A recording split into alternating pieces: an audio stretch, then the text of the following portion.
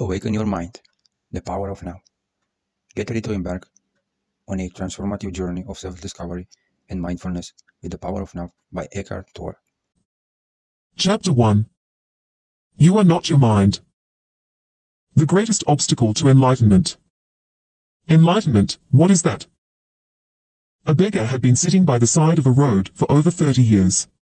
One day a stranger walked by. "Spare some change," mumbled the beggar, mechanically holding out his old baseball cap. "I have nothing to give you," said the stranger. Then he asked, "What is that you are sitting on?" "Nothing," replied the beggar. "Just an old box. I have been sitting on it for as long as I can remember." "Ever looked inside?" asked the stranger. "No," said the beggar. "What's the point?" "There's nothing in there." "Have a look inside," insisted the stranger. The beggar managed to pry open the lid. With astonishment, disbelief, and elation, he saw that the box was filled with gold. "I am that stranger, who has nothing to give you, and who is telling you to look inside. Not inside any box, as in the parable, but somewhere even closer, inside yourself. But I am not a beggar, I can hear you say. Those who have not found their true wealth, which is the radiant joy of being in the deep, unshakable peace that comes with it, are beggars, even if they have great material wealth. They are looking outside for scraps of pleasure or fulfillment, for validation, security, or love, while they have a treasure within that not only includes all those things, but is infinitely greater than anything the world can offer. The power of now. The word enlightenment conjures up the idea of some superhuman accomplishment, and the ego likes to keep it that way, but it is simply your natural state or felt oneness with being. It is a state of connectedness with something immeasurable and indestructible, something that, almost paradoxically, is essentially you and yet is much greater than you. It is finding your true nature beyond name and form. The inability to feel this connectedness gives rise to the illusion of separation, from yourself and from the world around you. You then perceive yourself, consciously or unconsciously, as an isolated fragment.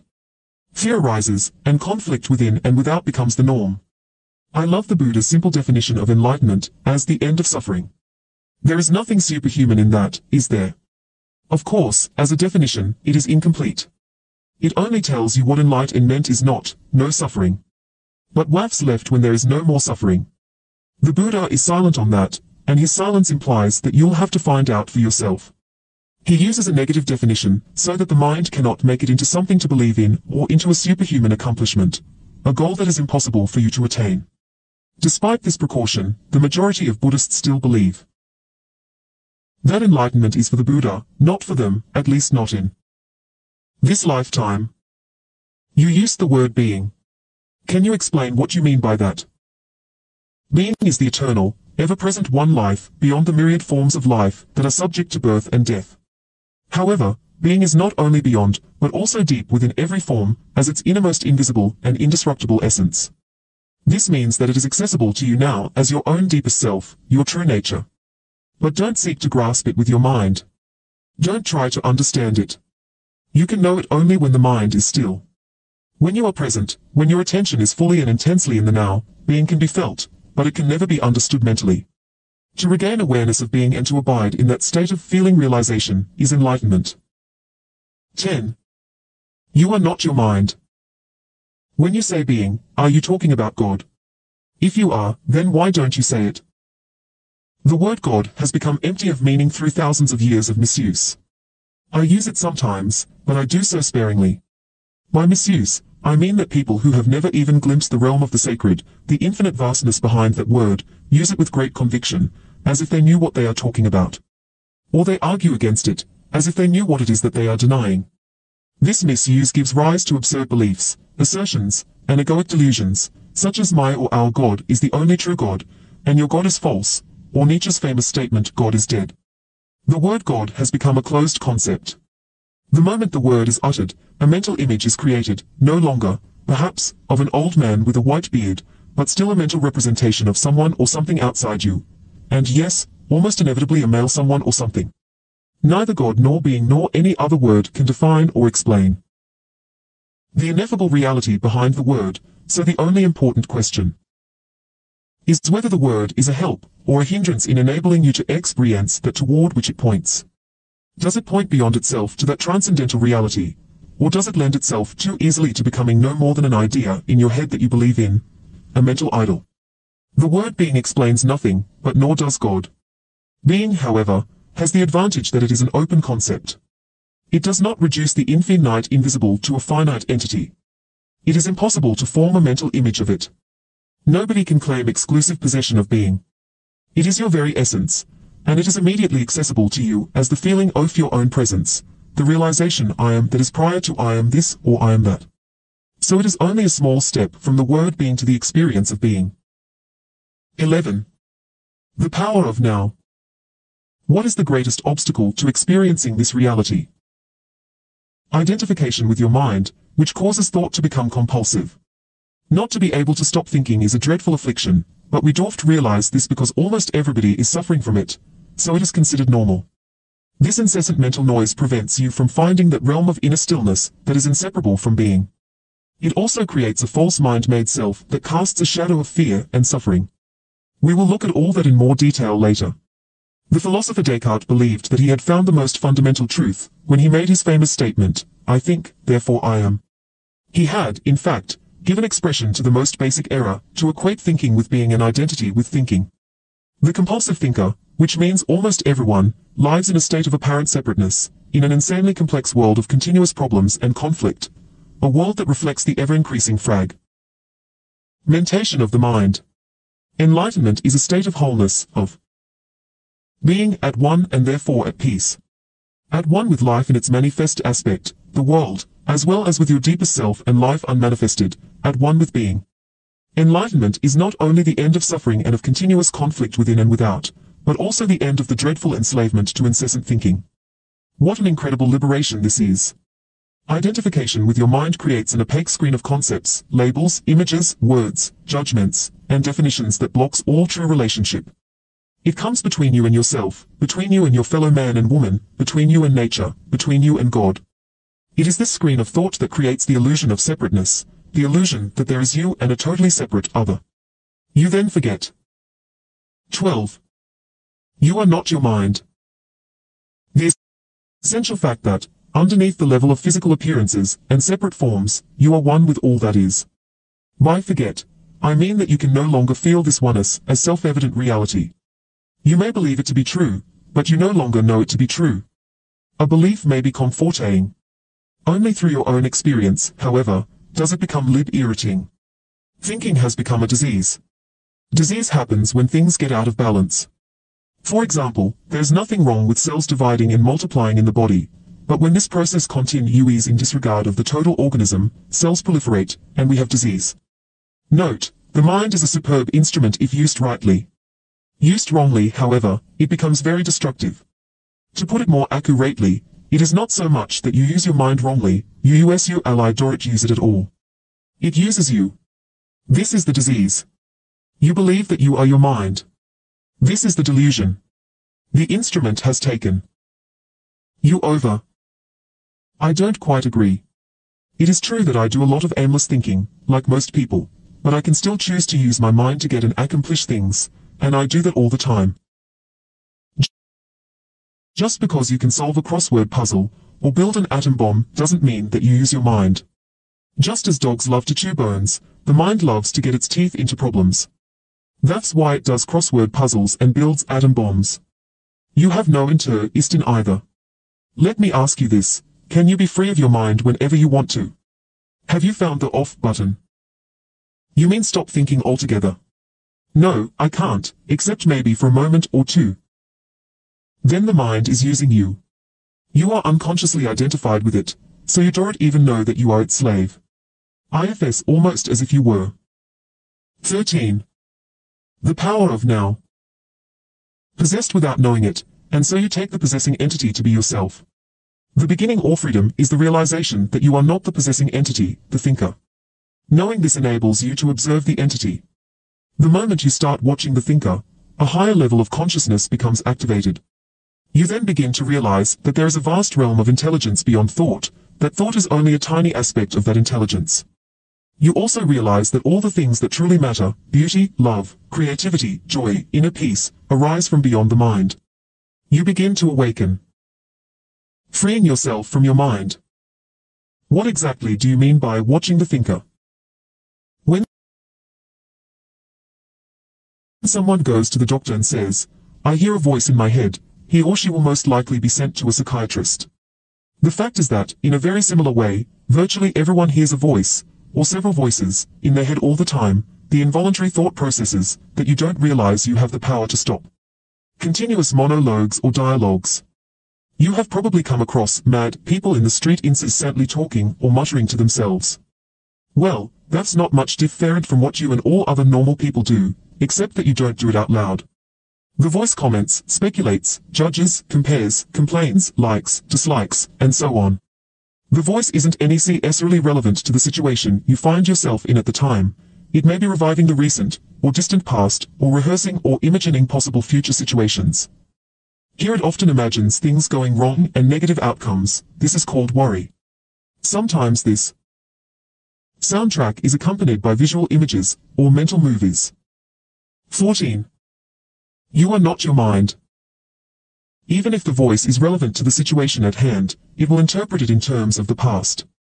This is because the voice belongs to your conditioned mind, which is the result of all your past history, as well as of the collective cultural mindset you inherited. So you see and judge the present through the eyes of the past, and get a totally distorted view of it. It is not uncommon for the voice to be a person's own worst enemy. Many people live with a tormentor in their head that continuously attacks, and punishes them, and drains them of vital energy. It is the cause of untold misery and unhappiness, as well as of disease. The good news is that you can free yourself from your mind. This is the only true liberation. You can take the first step right now. Start listening to the voice in your head as often as you can. Pay particular attention to any repetitive thought patterns, those old gramophone records that have been playing in your head perhaps for many years. This is what I mean by watching the thinker, which is another way of saying, listen to the voice in your head, be there as the witnessing presence. When you listen to that voice, listen to it impartially. That is to say, do not judge. Do not judge or condemn what you hear, for doing so would mean that the same voice has come in again through the back door. You'll soon realize, there is the voice, and here I am listening to it, watching it. This I am realization, this sense of your own presence, is not a thought. It arises from beyond the mind. So when you listen to a thought, you are aware not only of the thought, but also of yourself as the witness of the thought. A new dimension of consciousness has come in. As you listen to the thought, you feel a conscious presence, your deeper self, behind or underneath the thought, as it were. The thought then loses its 15. The power of now. Power over you and quickly subsides, because you are no longer energizing the mind through identification with it. This is the beginning of the end of involuntary and compulsive thinking. When a thought subsides, you experience a discontinuity in the mental stream, a gap of no mind. At first, the gaps will be short, a few seconds perhaps, but gradually they will become longer. When these gaps occur, you feel a certain stillness and peace inside you. This is the beginning of your natural state of felt oneness with being, which is usually obscured by the mind. With practice, the sense of stillness and peace will deepen. In fact, there is no end to its depth. You will also feel a subtle emanation of joy arising from deep within, the joy of being. It is not a trance-like state. Not at all. There is no loss of consciousness here. The opposite is the case. If the price of peace were a lowering of your consciousness, and the price of stillness a lack of vitality and alertness, then they would not be worth having. In this state of inner connectedness, you are much more alert, more awake than in the mind-identified state. You are fully present. It also raises the vibrational frequency of the energy field that gives life to the physical body. As you go more deeply into this realm of no mind, as it is some times called in the East, you realize the state of pure consciousness. In that state, you feel your own presence with such intensity and such joy that all thinking, all emotions, your physical body, as well as the whole external world become relatively insignificant in comparison to it. And yet this is not a selfish, but a selfless state. It takes you beyond what you previously thought of as yourself. That presence is essentially you, and at the same time inconceivably greater than you. What I am trying to convey here may sound paradoxical, or even contradictory, but there is no other way that I can express it. 16. You are not your mind. Instead of watching the thinker, you can also create a gap in the mind stream simply by directing the focus of your attention into the now. Just become intensely conscious of the present moment. This is a deeply satisfying thing to do. In this way, you draw consciousness away from mind activity and create a gap of no mind in which you are highly alert and aware, but not thinking. This is the essence of meditation. In your everyday life, you can practice this by taking any routine activity that normally is only a means to an end and giving it your fullest attention, so that it becomes an end in itself. For example, every time you walk up and down the stairs in your house or place of work, pay close attention to every step, every movement, even your breathing. Be totally present. Or when you wash your hands, pay attention to all the sense perceptions associated with the activity, the sound and feel of the water, the movement of your hands, the scent of the soap, and so on. Or when you get into your car, after you close the door, pause for a few seconds and observe the flow of your breath. Become aware of a silent, but powerful sense of presence. There is one certain criterion by which you can measure your success in this practice, the degree of peace that you feel within. So, the single most vital step on your journey toward enlightenment is this: learn to disidentify from your mind. Every time you create a gap in the stream of mind, the light of your consciousness grows stronger. One day you may catch yourself smiling at the voice in your head, as you would smile at the antics of a child. This means that you no longer take the content of your mind all that seriously, as your sense of self does not depend on it. 17. The power of now. Enlightenment, rising above thought. Isn't thinking essential in order to survive in this world? Your mind is an instrument, a tool. It is there to be used for a specific task, and when the task is completed, you lay it down. As it is, I would say about 80 to 90% of most people's thinking is not only repetitive and useless, but because of its dysfunctional and often negative nature, much of it is also harmful. Observe your mind and you will find this to be true. It causes a serious leakage of vital energy. This kind of compulsive thinking is actually an addiction. What characterizes an addiction? Quite simply this: you no longer feel that you have the choice to stop. It seems stronger than you. It also gives you a false sense of pleasure, pleasure that invariably turns into pain. Why should we be addicted to thinking? Because you are identified with it, which means that you derive your sense of self from the content and activity of your mind. Because you believe that you would cease to be if you stopped thinking. As you grow up, you form a mental image of who you are, based on your personnel and cultural conditioning. We may call this phantom self the ego. It consists of mind activity, and can only be kept going through constant thinking. The term ego means different things to different people, but when I use it here it means a false self, created by unconscious identification with the mind. To the ego, the present moment hardly exists. Only past and future are considered important. This total reversal of the truth accounts for the fact that in the ego mode the mind is so dysfunctional. It is always concerned with keeping the past alive, because without it, who are you? It constantly projects itself into the future to ensure its continued survival and to seek some kind of release or fulfillment there. It says, one day, when this, that, or the other happens, I am going to be okay, happy, at peace. Even when the ego seems to be concerned with the present, it is not the present that it. 18. You are not your mind. Sees, it misperceives it completely because it looks at it through the eyes of the past. Or it reduces the present to a means to an end that always lies in the mind-projected future. Observe your mind and you'll see that this is how it works. The present moment holds the key to liberation. But you cannot find the present moment as long as you are your mind. I don't want to lose my ability to analyze and discriminate. I wouldn't mind learning to think more clearly, in a more focused way, but I don't want to lose my mind. The gift of thought is the most precious thing we have. Without it, we would just be another species of animal. The predominance of mind is no more than a stage in the evolution of consciousness. We need to go on to the next stage now, as a matter of urgency, otherwise, we will be destroyed by the mind, which has grown into a monster. I will talk about this in more detail later. Thinking and consciousness are not synonymous. Thinking is only a small aspect of consciousness. Thought cannot exist without consciousness, but consciousness does not need thought. Enlightenment means rising above thought, not falling back to a level below thought, the level of an animal or a plant. In the enlightened state, you still use your thinking mind when needed, but in a much more focused and effective way than before. You use it mostly for practical purposes, but you are free of the involuntary internal dialogue, and there is inner stillness. When you do use your mind, and particularly when a creative solution is needed, you oscillate every few minutes or so between thought and stillness, between mind and no mind. No mind is consciousness without thought. Only in that way is it possible to think creatively, because only in that way does thought have any real power. Thought alone, when it is no longer connected with the much vaster realm of consciousness, quickly becomes insane, destructive. The mind is essentially a survival machine. Attack and defense against other minds, gathering, storing, and analyzing information, this is what it is good at, but it is not at all creative. All true artists. 19. The power of now. Whether they know it or not, create from a place of no mind, from inner stillness. The mind then gives form to the creative impulse or insight. Even the great scientists have reported that their creative breakthroughs came at a time of mental quietude.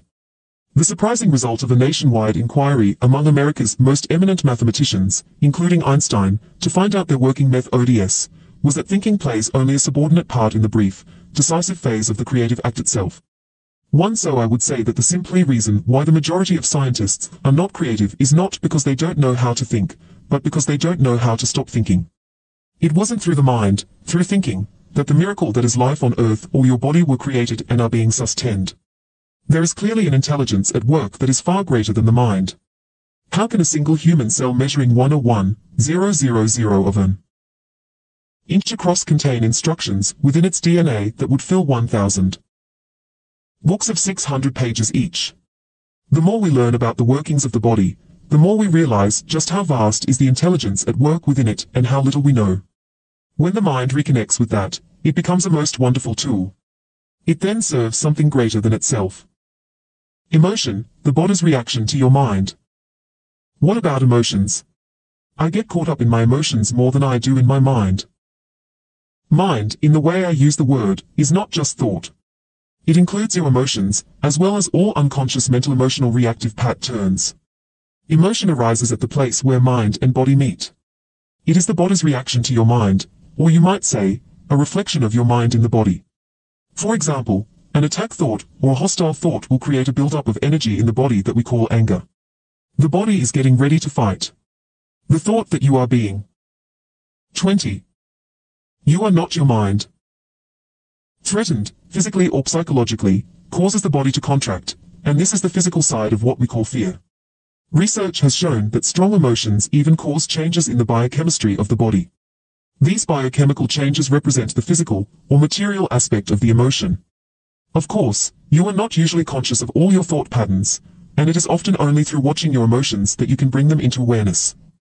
The more you are identified with your thinking, your likes and dislikes, judgments and interpretations, which is to say the less present you are, as the watching consciousness, the stronger the emotional energy charge will be, whether you are aware of it or not. If you cannot feel your emotions, if you are cut off from them, you will eventually experience them on a purely physical level, as a physical problem or symptom. A great deal has been written about this in recent years, so we don't need to go into it here. A strong unconscious emotional pattern may even manifest as an external event that appears to just happen to you. For example, I have observed that people who carry a lot of anger inside without being aware of it, and without expressing it, are more likely to be attacked, verbally or even physically, by other angry people, and often for no apparent reason. They have a strong emanation of anger that certain people pick up subliminally, and that triggers their own latent anger. If you have difficulty feeling your emotions, start by focusing attention on the inner energy field of your body. Feel the body from within. This will also put you in touch with your emotions. We will explore this in more detail later. You say that an emotion is the mind's reflection in the body. But sometimes there is a conflict between the two. The mind says no while the emotion says yes, or the other way around. 21. The power of now. If you really want to know your mind, the body will always give you a truthful reflection, so look at the emotion, or rather feel it in your body. If there is an apparent conflict between them, the thought will be the lie, the emotion will be the truth. Not the ultimate truth of who you are, but the relative truth of your state of mind at that time. Conflict between surface thoughts and unconscious mental processes is certainly common. You may not yet be able to bring your unconscious mind activity into awareness as thoughts, but it will always be reflected in the body as an emotion, and of this you can become aware. To watch an emotion in this way is basically the same as listening to or watching a thought, which I described earlier. The only difference is that, while a thought is in your head, an emotion has a strong physical component and so is primarily felt in the body. You can then allow the emotion to be there without being controlled by it. You no longer are the emotion, you are the watcher, the observing presence. If you practice this, all that is unconscious in you will be brought into the light of consciousness. So observing our emotions is as important as observing our thoughts. Yes. Make it a habit to ask yourself, what's going on inside me at this moment? That question will point you in the right direction. But don't analyze, just watch. Focus your attention within. Feel the energy of the emotion. If there is no emotion present, take your attention more deeply into the inner energy field of your body. It is the doorway into being. An emotion usually represents an amplified and energized thought pattern, and because of its often overpowering energetic charge, it is not easy initially to stay present enough to be able to watch it. It wants to take you over, and it usually succeeds, unless there is enough presence in you. If you are pulled into unconscious identification. 22. You are not your mind. With the emotion through lack of presence, which is normal, the emotion temporarily becomes you. Often a vicious circle builds up between your thinking and the emotion, they feed each other. The thought pattern creates a magnified reflection of itself in the form of an emotion, and the vibrational frequency of the emotion keeps feeding the original thought pattern. By dwelling mentally on the situation, event, or person that is the perceived cause of the emotion, the thought feeds energy to the emotion, which in turn energizes the thought pattern, and so on. Basically, all emotions are modifications of one primordial, undifferentiated emotion that has its origin in the loss of awareness of who you are beyond name and form. Because of its undifferentiated nature, it is hard to find a name that precisely describes this emotion. Fear comes close, but apart from a continuous sense of threat, it also includes a deep sense of abandonment (GTT). Maybe best to use a term that is as undifferentiated as that basic emotion and simply call it pain. One of the main tasks of the mind is to fight or remove that emotional pain, which is one of the reasons for its incessant activity, but all it can ever achieve is to cover it up temporarily. In fact, the harder the mind struggles to get rid of the pain, the greater the pain. The mind can never find the solution, nor can it afford to allow you to find the solution, because it is itself an intrinsic part of the problem. Imagine a chief of police trying to find an arsonist when the arsonist is the chief of police. You will not be free of that pain until you cease to derive your sense of self from identification with the mind, which is to say from ego. The mind is then toppled from its place of power, and being reveals itself as your true nature. Yes, I know what you are going to ask. I was going to ask, what about positive emotions such as love and joy? They are inseparable from your natural state of inner connectedness with being. Glimpses of love and joy or brief moments of deep peace are possible whenever a gap occurs in the stream of thought. Foremost. 23. The power of now. People. Such gaps happen rarely and only accidentally, in moments when the mind is rendered speechless, sometimes triggered by great beauty, extreme physical exertion, or even great danger. Suddenly, there is inner stillness. And within that stillness there is a subtle but intense joy, there is love, there is peace. Usually, such moments are short-lived, as the mind quickly resumes its noise-making activity that we call thinking. Love, joy, and peace cannot flourish until you have freed yourself from mind dominance. But they are not what I would call emotions. They lie beyond the emotions, on a much deeper level. So you need to become fully conscious of your emotions, and be able to feel them, before you can feel that which lies beyond them. Emotion literally means disturbance. The word comes from the Latin movere, meaning to disturb. Love, joy, and peace are deep states of being, or rather three aspects of the state of inner connectedness with being. As such, they have no opposite. This is because they arise from beyond the mind. Emotions, on the other hand, being part of the dualistic mind, are subject to the law of opposites. This simply means that you cannot have good without bad. So in the unenlightened, mind-identified condition, what is sometimes wrongly called joy is the usually short-lived pleasure side of the continuously alternating pain, a pleasure cycle. Pleasure is always derived from something outside you, whereas joy arises from within. The very thing that gives you pleasure today will give you pain tomorrow, or it will leave you, so its absence will give you pain.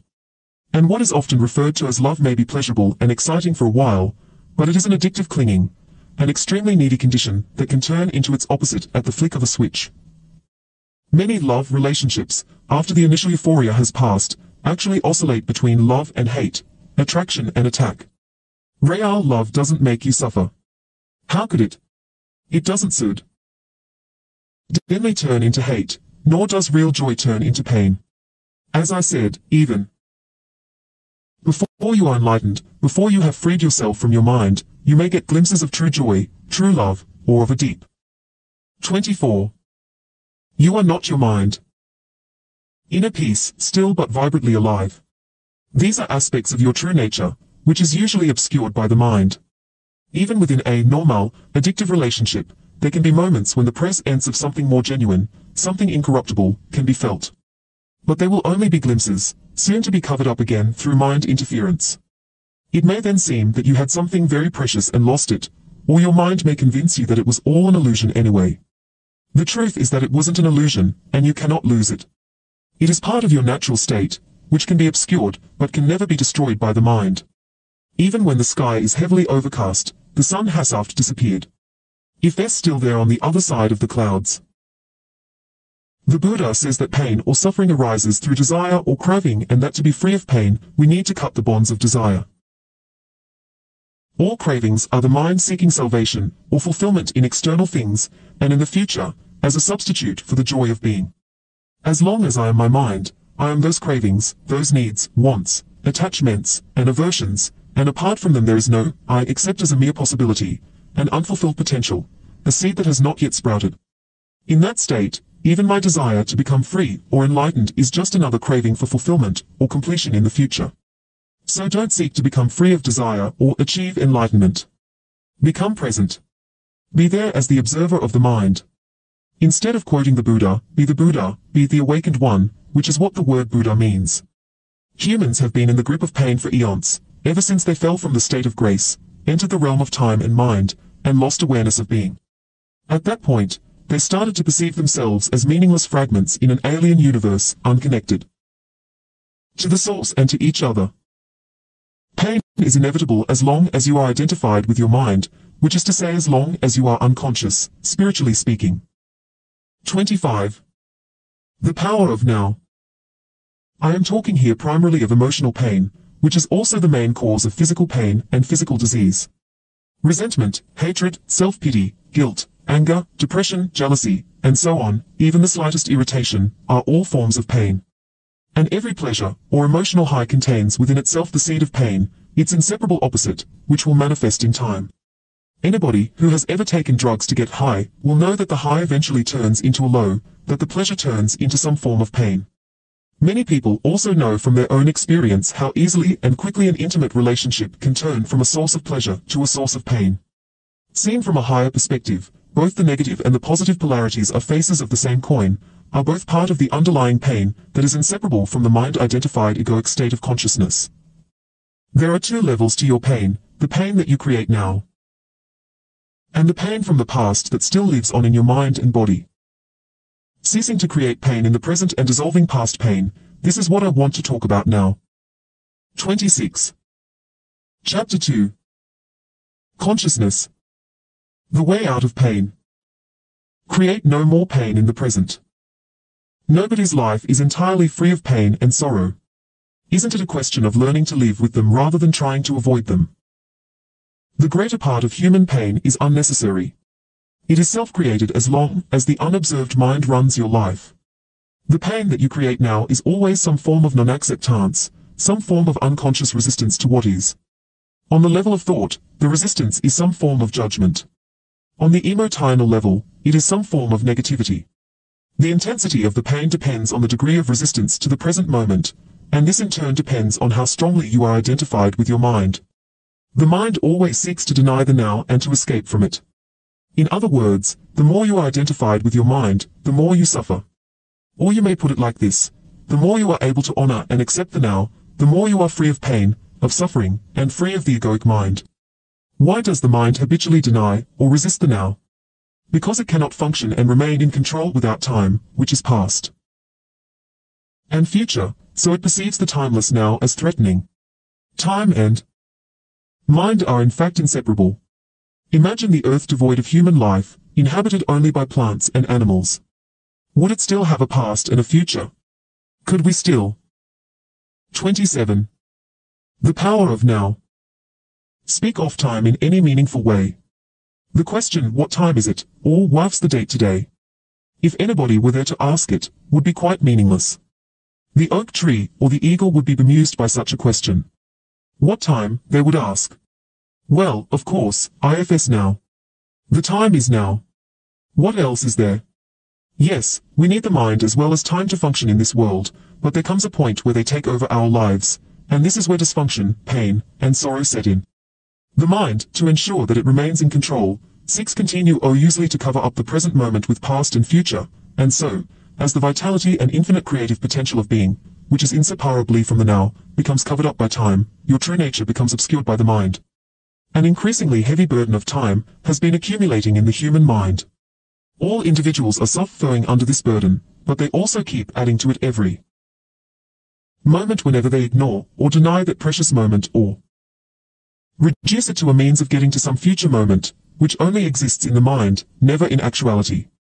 The accumulation of time in the collective and individual human mind also holds a vast amount of residual pain from the past. If you no longer want to create pain for yourself and others, if you no longer want to add to the residue of past pain that still lives on in you, then don't create any more time, or at least no more than is necessary to deal with the practical aspects of your life. How to stop creating time? Realize deeply that the present moment is all you ever have. Make the now the primary focus of your life. Whereas before you dwelt in time and paid brief visits to the now, have your dwelling place in the now and pay brief visits to past and future when required to deal with the practical aspects of your life situation. Always say yes to the present moment. What could be more futile, more insane, than to create inner resistance to something that already is? What could be more insane than to oppose life itself, which is now and always now? Surrender to what is.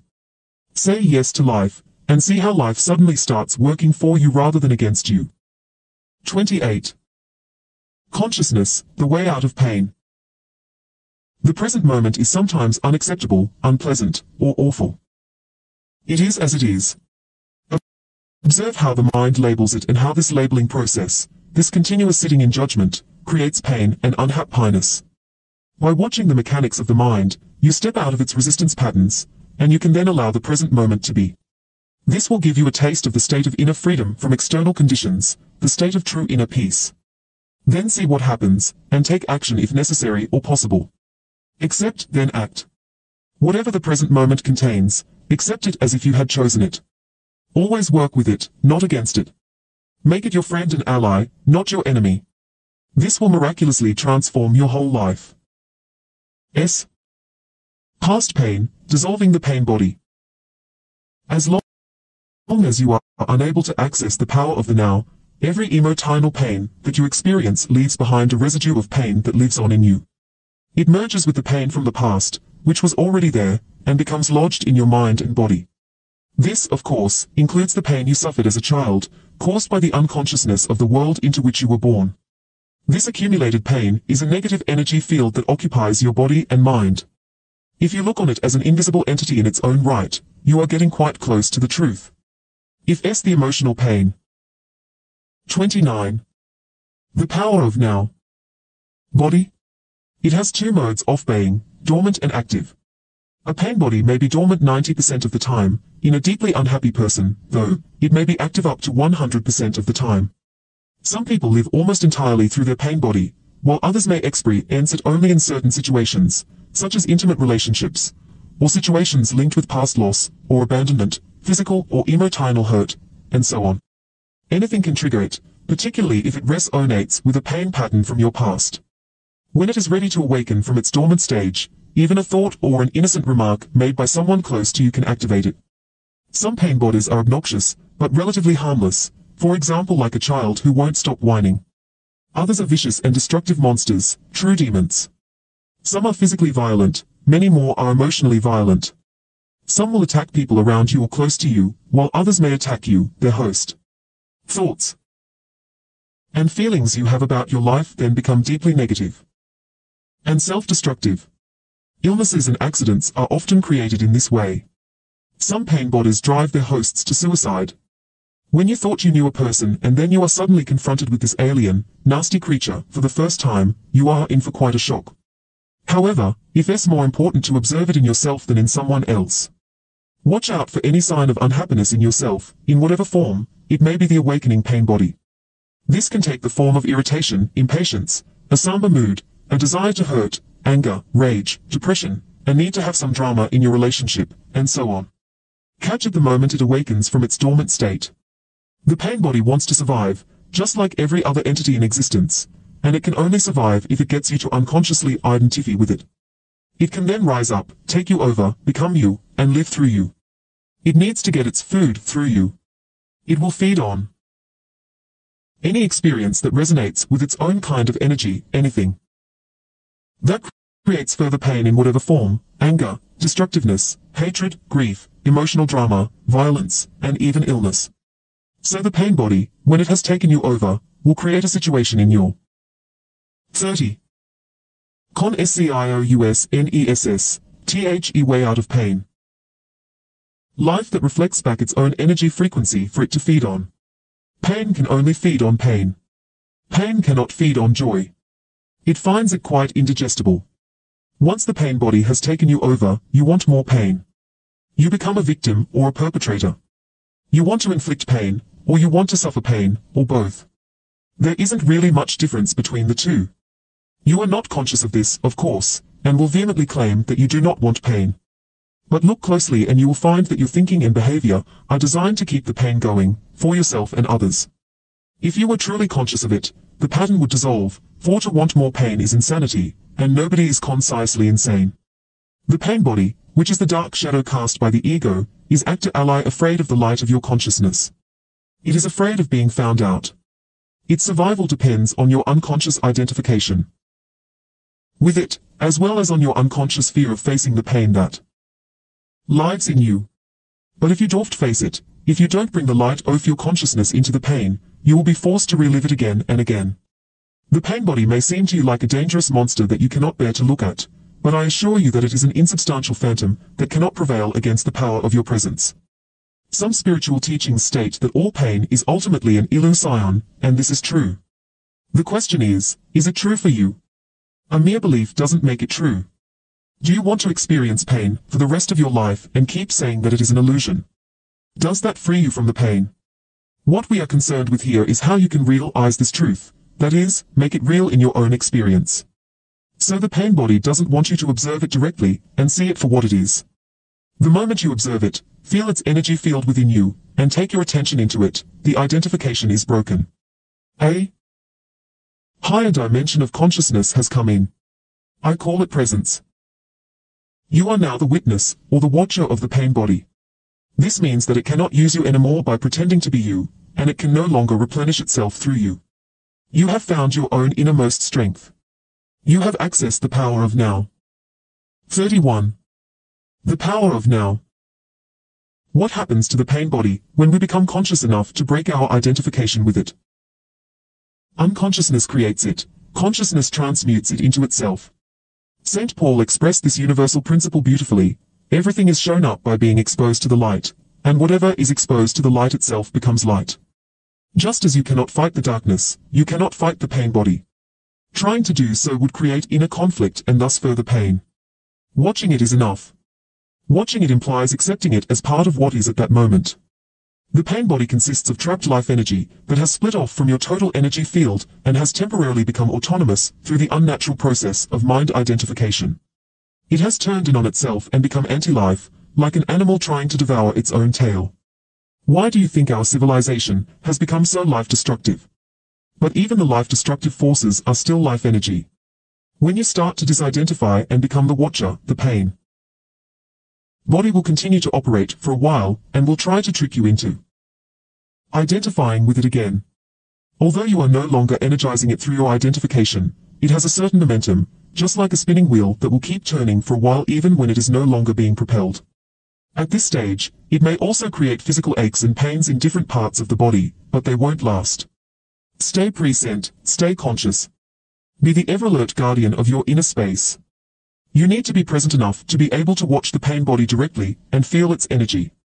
It then cannot control your thinking. The moment your thinking is aligned with the energy field of the pain body, you are identified with it and again feeding it with your thoughts. For example, if anger is the predominant energy vibration of the pain body, and you think angry thoughts, dwelling on what someone did to you, or what you are going to do to him or her, then you have become unconscious, and the pain body has become you. Where there is anger, there is always pain underneath. Or when a dark mood. 32. Consciousness, the way out of pain, comes upon you, and you start getting into a negative mind pattern and thinking how dreadful your life is. Your thinking has become aligned with the pain body, and you have become unconscious and vulnerable to the pain body's attack. Unconscious is the way that I use the word here, means to be identified with some mental or emotional pattern. It implies a complete absence of the watcher. Sustained conscious attention severs the link between the pain body and your thought processes and brings about the process of transmutation.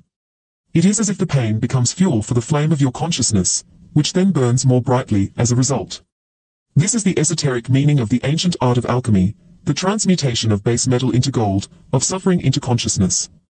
The split within is healed, and you become whole again. Your responsibility, then, is not to create further pain. Let me summarize the process.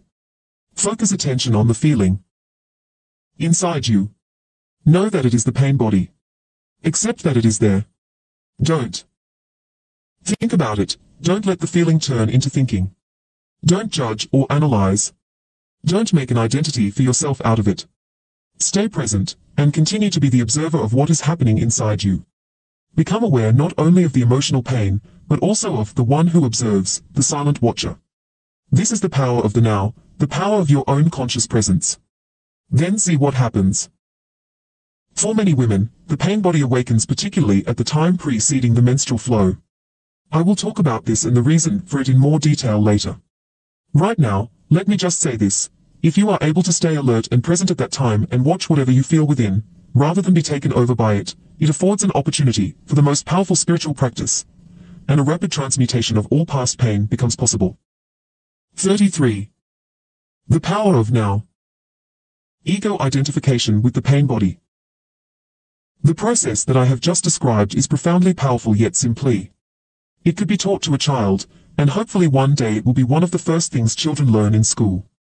Once you have understood the basic principle of being present as the watcher of what happens inside you, and you understand it by experiencing it, you have at your disposal the most potent transformational tool. This is not to deny that you may encounter intense inner resistance to disidentifying from your pain. This will be the case particularly if you have lived closely identified with your emotional pain body for most of your life, and the whole, or a large part of your sense of self, is invested in it. What this means is that you have made an unhappy self out of your pain body, and believe that this mind-made fiction is who you are. In that case, unconscious fear of losing your identity will create strong resistance to any disidentification. In other words, you would rather be in pain. Be the pain body, than take a leap into the unknown and risk losing the familiar unhappy self. If this applies to you, observe the resistance within yourself. Observe the attachment to your pain. Be very alert. Observe the peculiar pleasure you derive from being unhappy. Observe the compulsion to talk or think about it. The resistance will cease if you make it conscious. You can then take your attention into the pain body, stay present as the witness, and so initiate its transmutation. Only you can do this. Nobody can do it for you. But if you are fortunate enough to find someone who is intensely conscious, if you can be with them and join them in the state of presence, that can be helpful and will accelerate things. In this way, your own light will quickly grow stronger.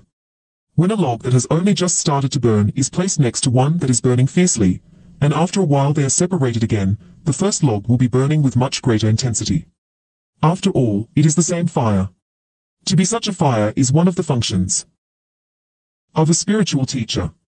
Some therapists may also be able to fulfill that function, provided that they have gone beyond the level of mind and 34. The way out of pain can create and sustain a state of intense conscious presence while they are working with you. The origin of fear. You mentioned fear as being part of our basic underlying emotional pain. How does fear arise, and why is there so much of it in people's lives? And isn't a certain amount of fear just healthy self-protection? If I didn't have a fear of fire, I might put my hand in it and get burned. The reason why you don't put your hand in the fire is not because of fear, if yes, because you know that you'll get burned. You don't need fear to avoid unnecessary danger, just a minimum of intelligence and common sense. For such practical matters, it is useful to apply the lessons learned in the past. Now if someone threatened you with fire or with physical violence, you might experience something like fear. This is an instinctive shrinking back from danger, but not the psychological condition of fear that we are talking about here. The psychological condition of fear is divorced from any concrete and true immediate danger. It comes in many forms: unease, worry, anxiety, nervousness, tension, dread, phobia, and so on. This kind of psychological fear is always of something that might happen, not of something that is happening now. You are in the here and now, while your mind is in the future. This creates an anxiety gap. And if you are identified with your mind and have lost touch with the power and simplicity of the now, that anxiety gap will be your constant companion. You can always cope with the present moment, but you cannot cope with something that is only a mind projection. You cannot cope with the future. Moreover, as long as you are identified with your mind, the ego runs your life, as I pointed out earlier. Because of its phantom nature, and despite elaborate defense mechanisms, the ego is very vulnerable and insecure, and it sees itself as constantly under threat. This, by the way, is the case even if the ego is outwardly very confident. Now, 35. The power of now. Remember that an emotion is the body's reaction to your mind. What message is the body receiving continuously from the ego, the false, mind-made self? Danger, I am under threat. And what is the emotion generated by this continuous message? Fear, of course. Fear seems to have many causes. Fear of loss, fear of failure, fear of being hurt, and so on, but ultimately all fear is the ego's fear of death, of annihilation. To the ego, death is always just around the corner. In this mind-identified state, fear of death affects every aspect of your life.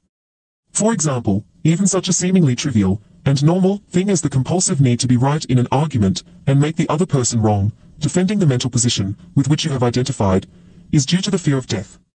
If you identify with a mental position, then if you are wrong, your mind-based sense of self is seriously threatened with annihilation. So you as the ego can not afford to be wrong. To be wrong is to die. Wars have been fought over this, and countless relationships have broken down. Once you have disidentified from your mind, whether you are right or wrong makes no difference to your sense of self at all, so the forcefully compulsive and deeply unconscious need to be right, which is a form of violence, will no longer be there. You can state clearly and firmly how you feel or what you think, but there will be no aggressiveness or defensiveness about it. Your sense of self is then derived from a deeper and truer place within yourself, not from the mind. Watch out for any kind of defensiveness within yourself. What are you defending? An illusory identity, an image in your mind, a fictitious entity.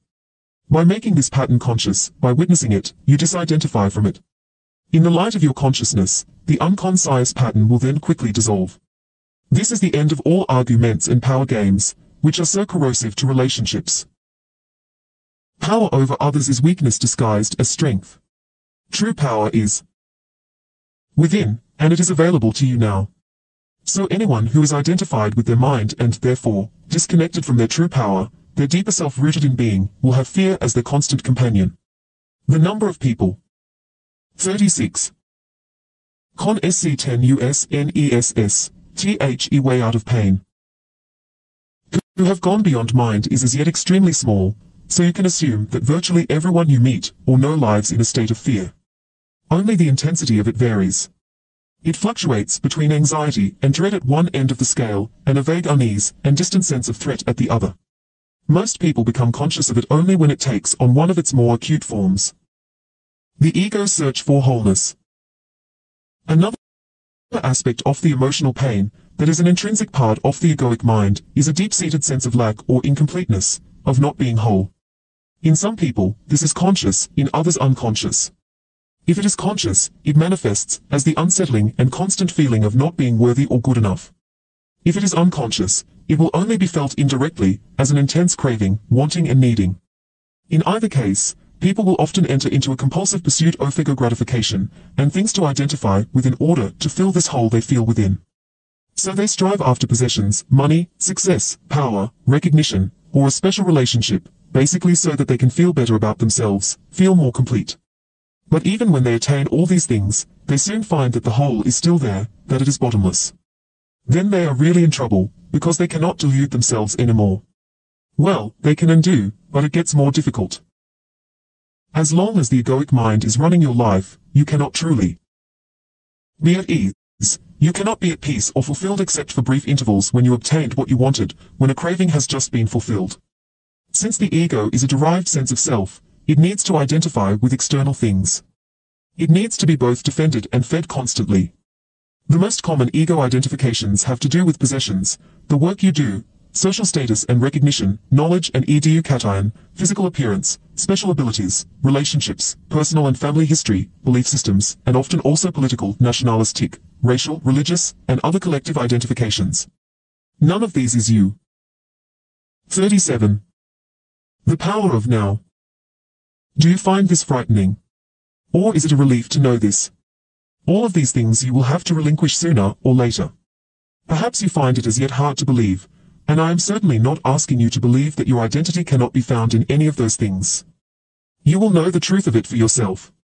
You will know it at the latest when you feel death approaching. Death is a stripping away of all that is not you. The secret of life is to die before you die, and find that there is no death. 38. Chapter 3. Moving deeply into the now. Don't seek yourself in the mind. I feel that there is still a great deal I need to learn about the workings of my mind before I can get anywhere near full consciousness, or spiritual enlightenment. No, you don't. The problems of the mind cannot be solved on the level of the mind. Once you have understood the basic dysfunction, there isn't really much else that you need to learn or understand. Studying the complexities of the mind may make you a good psychologist, but doing so won't take you beyond the mind, just as the study of madness isn't enough to create sanity. You have already understood the basic mechanics of the unconscious state, identification with the mind, which creates a false self, the ego, as a substitute for your true self rooted in being. You become as a branch cut off from the vine, as Jesus puts it. The ego's needs are endless. It feels vulnerable and threatened, and so lives in a state of fear and want. Once you know how the basic DYS function operates, there is no need to explore all its countless manifestations, no need to make it into a complex personal problem. The ego, of course, loves that. It is always seeking for something to attach itself to in order to uphold and strengthen its illusory sense of self, and it will readily attach itself to your problems. This is why, for so many people, a large part of their sense of self is intimately connected with their problems. Once this has happened, the last thing they want is to 39. The power of now. Become free of them, that would mean loss of self. There can be a great deal of unconscious ego investment in pain and suffering. So once you recognize the root of unconsciousness, as identification with the mind, which of course includes the emotions, you step out of it. You become present. When you are present, you can allow the mind to be as it is without getting entangled in it. The mind in itself is not dysfunctional. It is a wonderful tool. Dysfunction sets in when you seek yourself in it and mistake it for who you are. It then becomes the egoic mind and takes over your whole life. End the delusion of time. It seems almost impossible to disidentify from the mind. We are all immersed in it. How do you teach a fish to fly? Here is the key. End the delusion of time. Time and mind are inseparable. Remove time from the mind and it stops, unless you choose to use it. To be identified with your mind is to be trapped in time, the compulsion to live almost exclusively through memory and anticipation. This creates an endless preoccupation with past and future, and an unwillingness to honor and acknowledge the present moment and allow it to be. The compulsion arises because the past gives you an identity and the future holds the promise of salvation, of fulfillment in whatever form. Both are illusions. But without a sense of time, how would we function in this world? There would be no goals to strive toward anymore. I wouldn't even know who I am, because my past makes me who I am today. I think time is something very precious, and we need to learn to use it wisely rather than waste it. Time isn't precious at all, because it is an illusion. What you perceive as precious is not time, but the one point that is out of time, the now. That is precious indeed.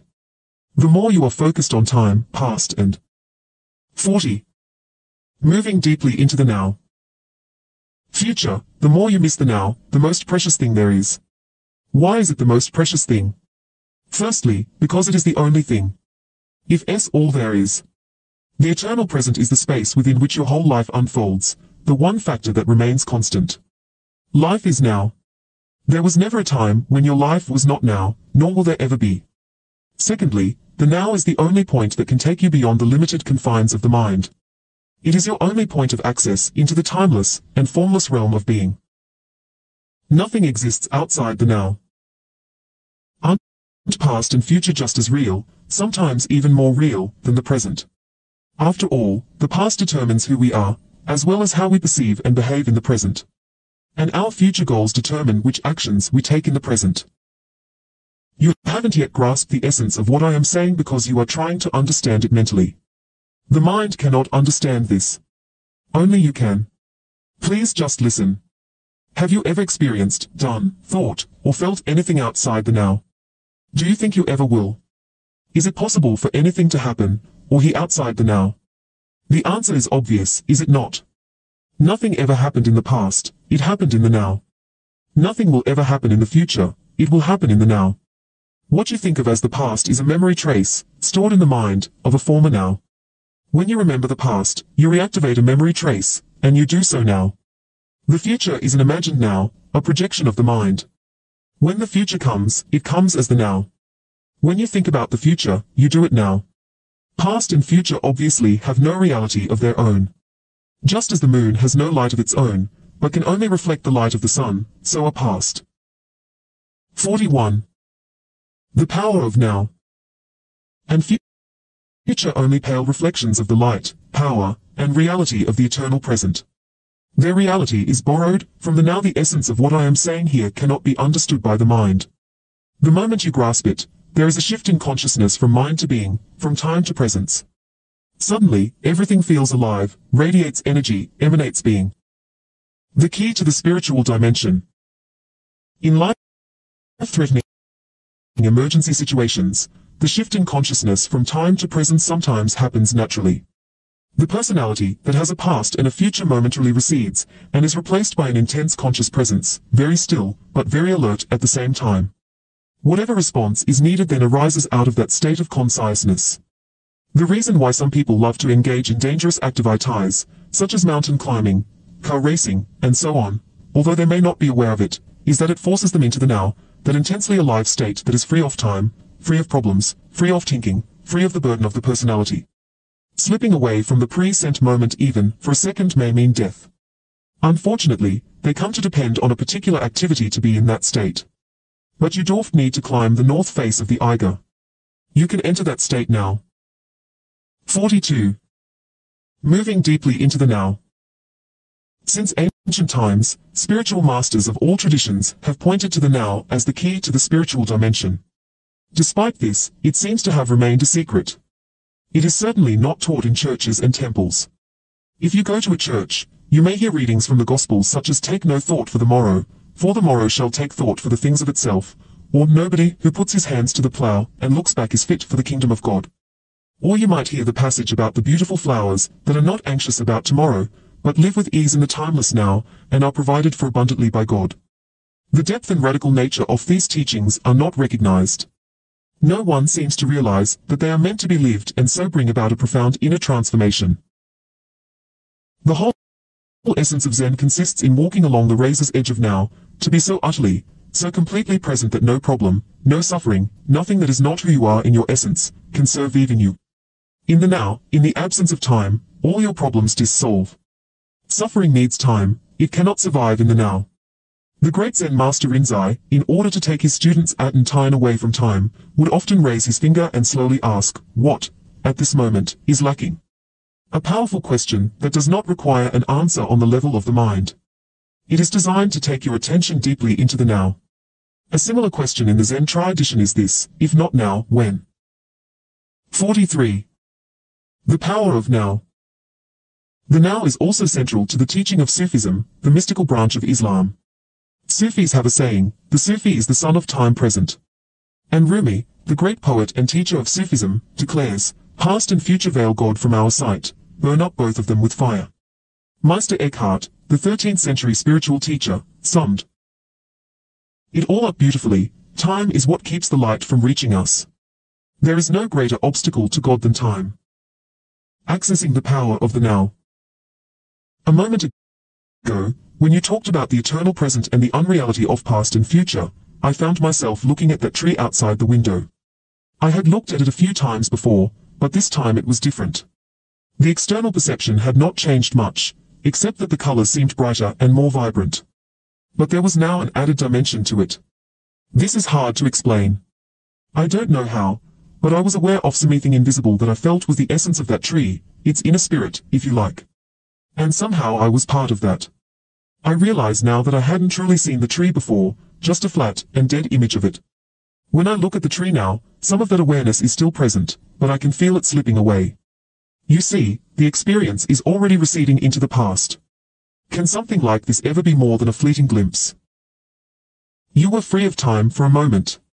You moved into the now and therefore perceived the tree without the screen of mind. The awareness of being became part of your perception.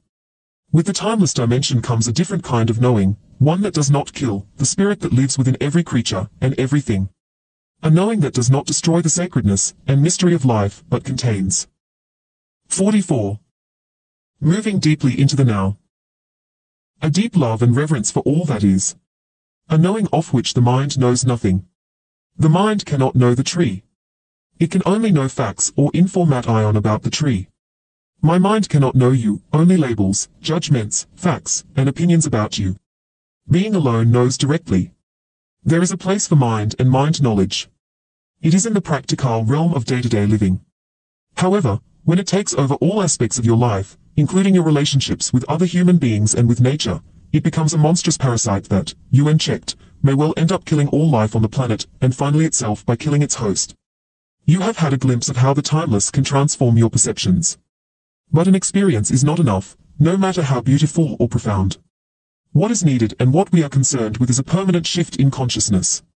So break the old pattern of present moment denial and present moment resistance. Make it your practice to withdraw attention from past and future whenever they are not needed. Step out of the time dimension as much as possible in everyday life. If you find it hard to enter the now directly, start by observing the habitual tendency of your mind to want to escape from the now. You will observe that the future is usually imagined as either better or worse than the present. If the imagined future is better, it gives you hope or pleasurable anticipation.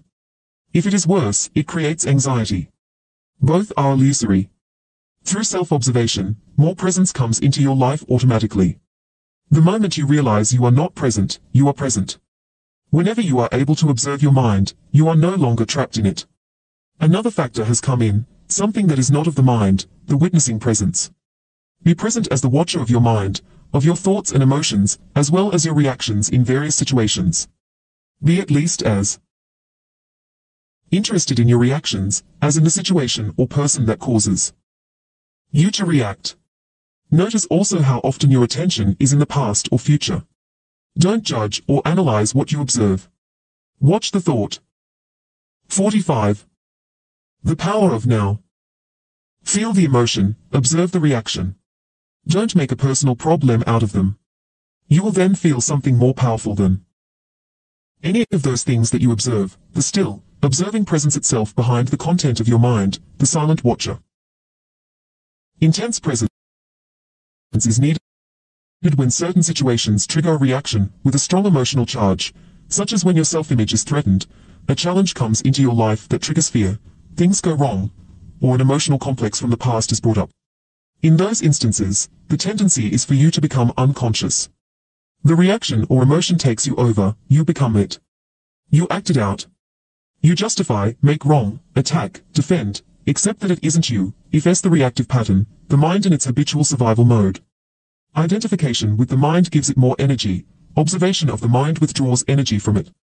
Identification with the mind creates more time, observation of the mind opens up the dimension of the timeless. The energy that is withdrawn from the mind turns into presence. Once you can feel what it means to be present, it becomes much easier to simply choose to step out of the time dimension. Whenever time is not needed for practical purposes, and move more deeply into the now. This does not impair your ability to use time, past or future, when you need to refer to it for practical matters. Nor does it impair your ability to use your mind. In fact, it enhances it. When you do use your mind, it will be sharper, more focused. Letting go of psychological time. Learn to use time in the practical aspects of your life. We may call this clock time, but immediately return to present moment awareness when those practical matters have been dealt with. In this 46. Moving deeply into the now way, there will be no build-up of psychological time, which is identification with the past and continuous compulsive projection into the future.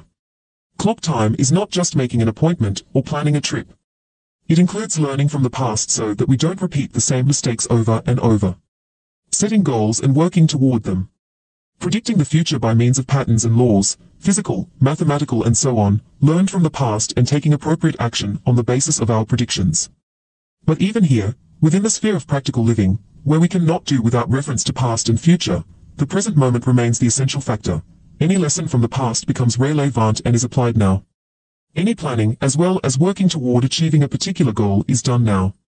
The enlightened person's main focus of attention is always the now, but they are still peripherally aware of time.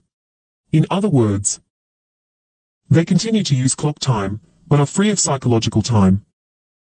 Be alert as you practice this so that you do not unwittingly transform clock time into psychological time. For example, if you made a mistake in the past and learn from it now, you are using clock time. On the other hand, if you dwell on it mentally, and self-criticism, remorse, or guilt come up, then you are making the mistake into me and mine. You make it part of your sense of self, and it has become psychological time, which is always linked to a false sense of identity. Non-forgiveness necessarily implies a heavy burden of psychological time. If you set yourself a goal and work toward it, you are using clock time. You are aware of where you want to go, but you honor and give your fullest attention to the step that you are taking at this moment. If you then become excessively focused on the goal, perhaps because you are seeking happiness, fulfillment, or a more complete sense of self in it, the now is no longer honored. It becomes reduced to a mere stepping stone to the future, with no intrinsic value. Clock time then turns into psychological time. Your life's journey is no longer an 47. The power of now. Adventure, just an obsessive need to arrive, to attain, to make it. You no longer see or smell the flowers by the wayside either, nor are you aware of the beauty and the miracle of life that unfolds all around you when you are present in the now. I can see the supreme importance of the now, but I cannot quite go along with you when you say that time is a complete illusion. When I say time is an illusion, my intention is not to make a philosophical statement. I am just reminding you of a simple fact, a fact so obvious that you may find it hard to grasp and may even find it meaningless. But once fully realized, it can cut like a sword through all the mind-created layers of complexity and problems. Let me say it again, the present moment is all you ever have. There is never a time when your life is not this moment. Is this not a fact? The insanity of psychological time. You will not have any doubt that psychological time is a mental dis-ease if you look at its collective manifestations. They occur, for example, in the form of ideologies such as communism, national socialism, or any nationalism, or rigid religious belief systems, which operate under the implicit assumption that the highest good lies in the future, and that therefore the end justifies the means. The end is an idea, a point in the mind-projected future, when salvation in whatever form, happiness, fulfillment, equality, liberation, and so on will be attained. Not infrequently, the means of getting there are the enslavement, torture, and murder of people in the present. For example, it is estimated that as many as 50 million people were murdered to further the cause of communism, to bring about a 48. Moving deeply into the now.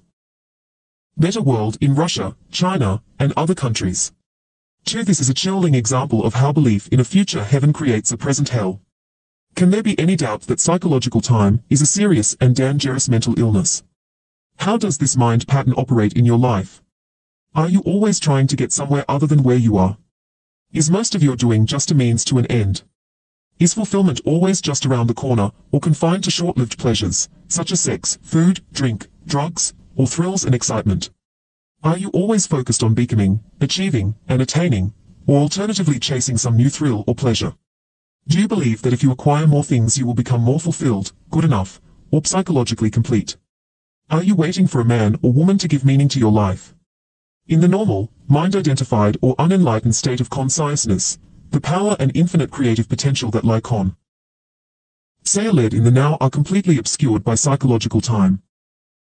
Your life then loses its vibrancy, its freshness, its sense of wonder. The old patterns of thought, emotion, behavior, reaction, and desire are acted out in endless repeat performances, a script in your mind that gives you an identity of sorts, but distorts or covers up the reality of the now. The mind then creates an obsession with the future as an escape from the unsatisfactory present. Negativity and suffering have their roots in time. But the belief that the future will be better than the present is not always an illusion. The present can be dreadful, and things can get better in the future, and often they do. Usually, the future is a replica of the past. Superficial changes are possible, but real transformation is rare and depends upon whether you can become present enough to dissolve the past by accessing the power of the now. What you perceive as future is an intrinsic part of your state of consciousness now. If your mind carries a heavy burden. 49. The power of now. Of past, you will experience more of the same. The past perpetuates itself through lack of presence. The quality of your consciousness at this moment is what shapes the future, which, of course, can only be experienced as the now. You may win $10 million, but that kind of change is no more than skin deep. You would simply continue to act out the same conditioned patterns in more luxurious surroundings. Humans have learned to split the atom. Instead of killing 10 or 20 people with a wooden club, one person can now kill 1 million just by pushing a button. Is that real change? If it is the quality of your consciousness at this moment that determines the future, then what is it that determines the quality of your consciousness? Your degree of presence. So the only place where true change can occur, and where the past can be dissolved, is the now. All negativity is caused by an accumulation of psychological time and denial of the present. Unease, anxiety, tension, stress, worry, all forms of fear, are caused by too much future and not enough presence. Guilt, regret, resentment, grievances, sadness, bitterness, and all forms of non-forgiveness are caused by too much past and not enough presence. Most people find it difficult to believe that a state of consciousness totally free of all negativity is possible. And yet this is the liberated state to which all spiritual teachings point. It is the promise of salvation, not in an illusory future, but right here and now. You may find it hard to recognize that time is the cause of your suffering or your problems. You believe that they are caused by specific situations in your life, and seen from a conventional viewpoint, this is true. But until you have dealt with the basic problem making. 50. Moving deeply one enters now. Dysfunction of the mind, its attachment to past and future, and denial of the now, problems are actually interchangeable. If all your problems or perceived causes of suffering or unhappiness were miraculously removed for you today, but you had not become more present, more conscious, you would soon find yourself with a similar set of problems or causes of suffering, like a shadow that follows you wherever you go. Ultimately, there is only one problem, the time-bound mind itself. I cannot believe that I could ever reach a point where I am completely free of my problems. You are right. You can never reach that point because you are at that point now. There is no salvation in time. You cannot be free in the future. Presence is the key to freedom, so you can only be free now. Finding the life underneath your life situation. I don't see how I can be free now. As it happens, I am extremely unhappy with my life at the moment. This is a fact, and I would be deluding myself if I tried to convince myself that all is well when it definitely isn't. To me, the present moment is very unhappy. It is not liberating at all. What keeps me going is the hope or possibility of some improvement in the future. You think that your attention is in the present moment when if s actor ally taken up completely by time. You cannot be both unhappy and fully present in the now. What you refer to as your life should more accurately be called your life situation. It is psychological time, past and future. Certain things in the past didn't go the way you wanted them to go. You are still resisting what happened in the past, and now you are resisting what is. Hope is what keeps you going, but hope keeps you focused. 51. The power of now. On the future, And this continued focus perpetuates your denial of the now and therefore your unhappiness.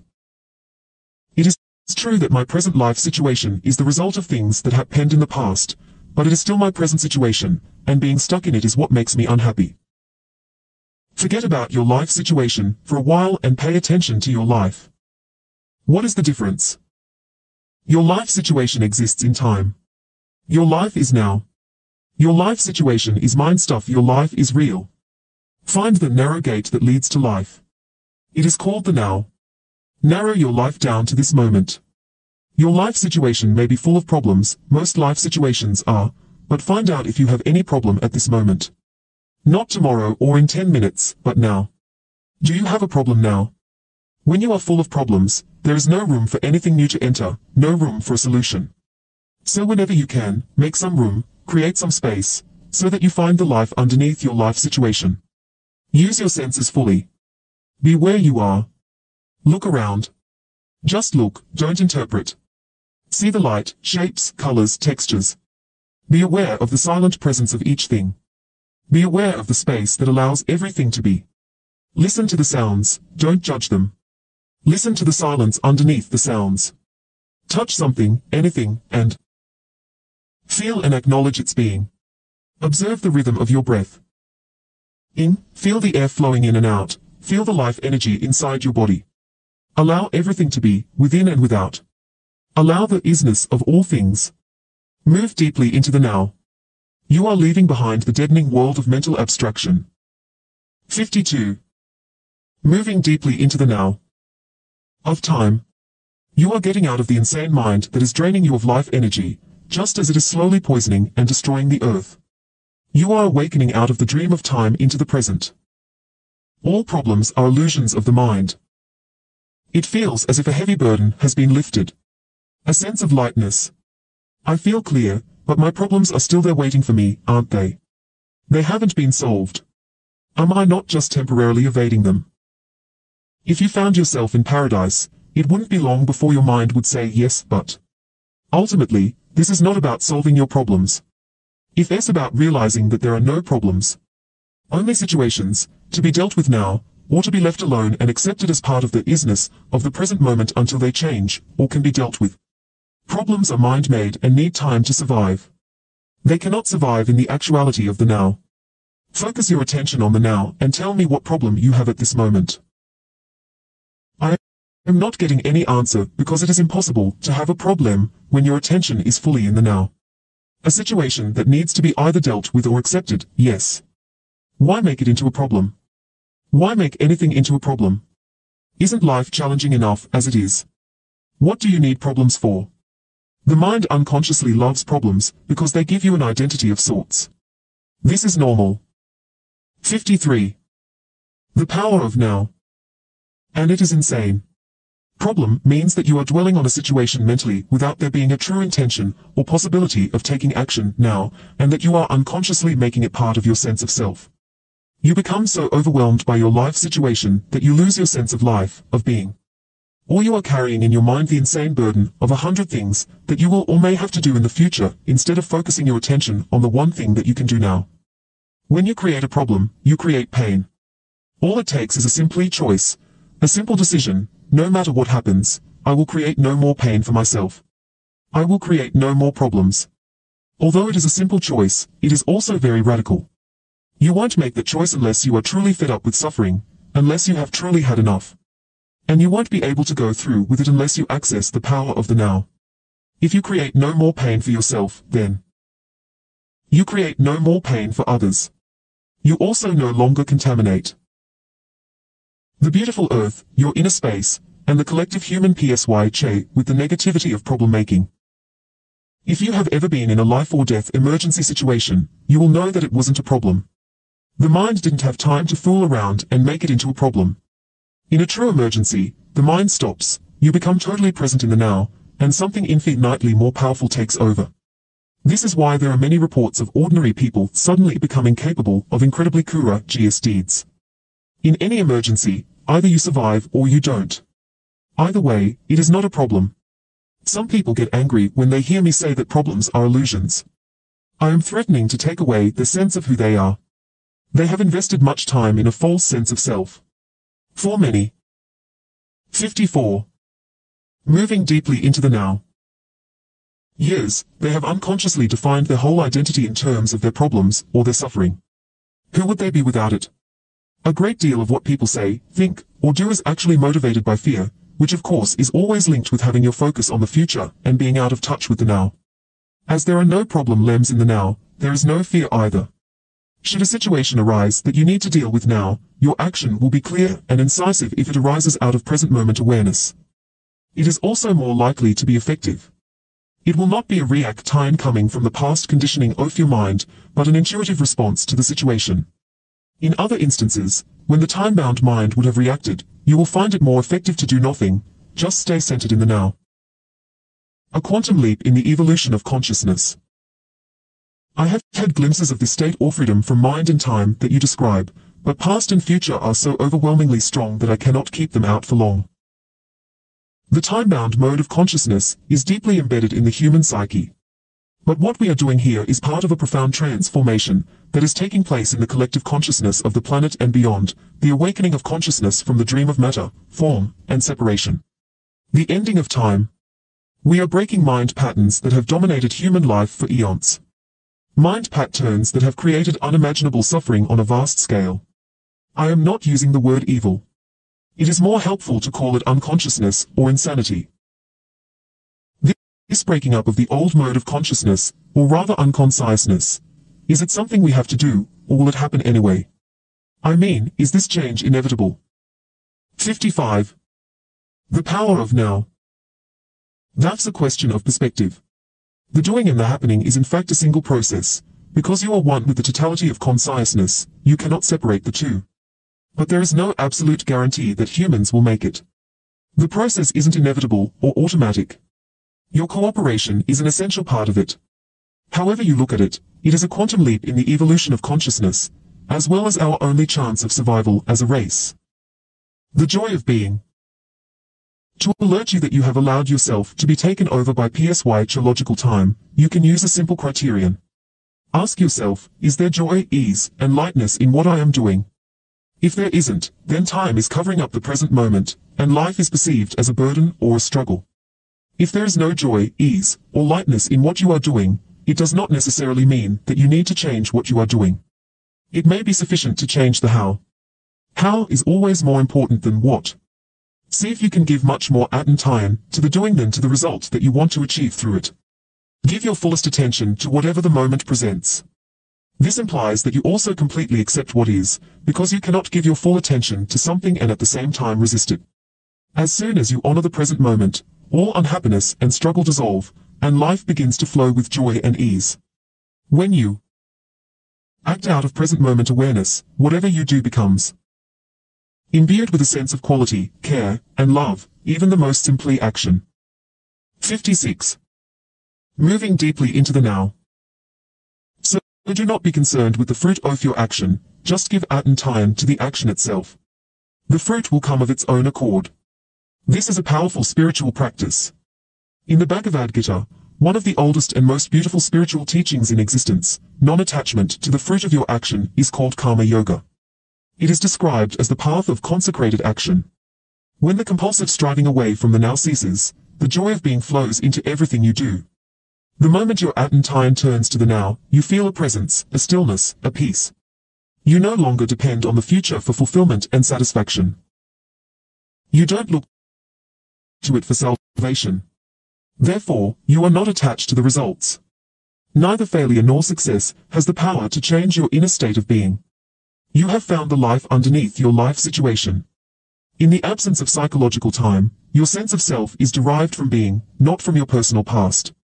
Therefore, the psychological need to become anything other than who you are already is no longer there. In the world, on the level of your life situation, you may indeed become wealthy, knowledgeable, successful, free of this or that, but in the deeper dimension of being you are complete and whole now.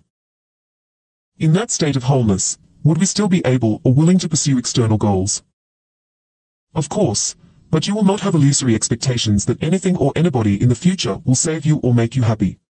As far as your life situation is concerned, there may be things to be attained or acquired. That's the world of form, of gain and loss. Yet on a deeper level you are already complete, and when you realize that, there is a playful, joyous energy behind what you do. Being free of psychological time, you no longer pursue your goals with grim determination, driven by fear, anger, discontent, or the need to become someone. Nor will you remain inactive through fear of failure, which to the ego. 57. The power of now is loss of self. When your deeper sense of self is derived from being, when you are free of becoming, as a psychological need, neither your happiness nor your sense of self depends on the outcome, and so there is freedom from fear. You don't seek permanency where it cannot be found, in the world of form, of gain and loss, birth and death. You don't demand that situations, conditions, places, or people should make you happy, and then suffer when they don't live up to your expectations. Everything is honored, but nothing matters. Forms are born and die, yet you are aware of the eternal underneath the forms. You know that nothing real can be threatened. 3. When this is your state of being, how can you not succeed? You have succeeded already. 58. Chapter 4. Mind Strategies 4. Avoiding the now. Loss of now, the core delusion. Even if I completely accept that ultimately time is an illusion, what difference is that going to make in my life? I still have to live in a world that is completely dominated by time. Intellectual agreement is just another belief, and won't make much difference to your life. To realize this truth, you need to live it. When every cell of your body is so present that it feels vibrant with life, and when you can feel that life every moment as the joy of being, then it can be said that you are free of time. But I still have to pay the bills tomorrow, and I am still going to grow old and die just like everybody else. So how can I ever say that I am free of time? Tomorrow's bills are not the problem. The dissolution of the physical body is not a problem. Loss of now is the problem, or rather the core delusion that turns a mere situation, event, or emotion into a personal problem, and into suffering. Loss of now is loss of being. To be free of time is to be free of the psychological need of past for your identity and future for your fulfillment. It represents the most profound transformation of consciousness that you can imagine. In some rare cases, this shift in consciousness happens dramatically and radically, once and for all. When it does, it usually comes. 59. The power of now. About through total surrender in the midst of intense suffering. Most people, however, have to work at it. When you have had your first few glimpses of the timeless state of consciousness, you begin to move back and forth between the diamond signs of time and presence. First you become aware of just how rarely your attention is truly in the now. But to know that you are not present is a great success, that knowing is presence, even if initially it only lasts for a couple of seconds of clock time before it is lost again. Then, with increasing frequency, you choose to have the focus of your consciousness in the present moment rather than in the past or future, and whenever you realize that you had lost the now, you are able to stay in it not just for a couple of seconds, but for longer periods as perceived from the external perspective of clock time. So before you are firmly established in the state of presence, which is to say before you are fully conscious, you shift back and forth for a while between consciousness and unconsciousness, between the state of presence and the state of mind identification. You lose the now, and you return to it, again and again. Eventually, presence becomes your predominant state. For most people, presence is experienced either never at all or only accidentally and briefly on rare occasions without being recognized for what it is. Most humans alternate not between consciousness and unconsciousness, but only between different levels of unconsciousness. Ordinary unconsciousness and deep unconsciousness. What do you mean by different levels of unconsciousness? As you probably know, in sleep you constantly move between the phases of dreamless sleep and the dream state. Similarly, in wakefulness most people only shift between ordinary unconsciousness and deep unconsciousness. What I call ordinary unconsciousness means being identified with your thought processes and emotions, your 60. Mind strategies for avoiding the now.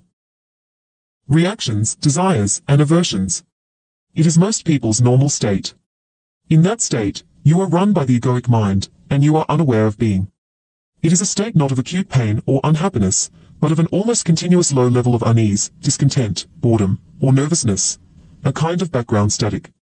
You may not realize this because it is so much a part of normal living, just as you are not aware of a continuous low background noise, such as the hum of an air conditioner, until it stops. When it suddenly does stop, there is a sense of relief. Many people use alcohol, drugs, sex, food, work, television, or even shopping as anesthetics in an unconscious attempt to remove the basic unease. When this happens, an activity that might be very enjoyable if used in moderation becomes imbued with a compulsive or addictive quality, and all that is ever achieved through it is extremely short-lived symptom relief. The unease of ordinary unconsciousness turns into the pain of deep unconsciousness, a state of more acute and more obvious suffering or unhappiness, when things go wrong, when the ego is threatened, or there is a major challenge, threat, or loss, real or imagined, in your life situation, or conflict in a relationship. It is an intensified version of ordinary unconsciousness, different from it not in kind, but in degree. In ordinary unconsciousness, habitual resistance to or denial of what is creates the unease and discontent that most people accept as normal living. When this resistance becomes intensified through some challenge or threat to the ego, it brings up intense negativity such as anger, acute fear, aggression, depression, and so on. Deep unconsciousness often means that the pain body has been triggered and that you have become identified with it. Physical violence would be impossible without deep unconsciousness. It can also occur easily whenever and wherever a crowd of people, or even an entire nation, generates a negative collective energy field.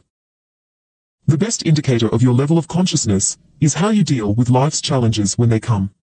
Through those challenges, an already unconscious person tends to become more deeply uncon. 61. The power of now. Science, and a conscious person more intensely conscious.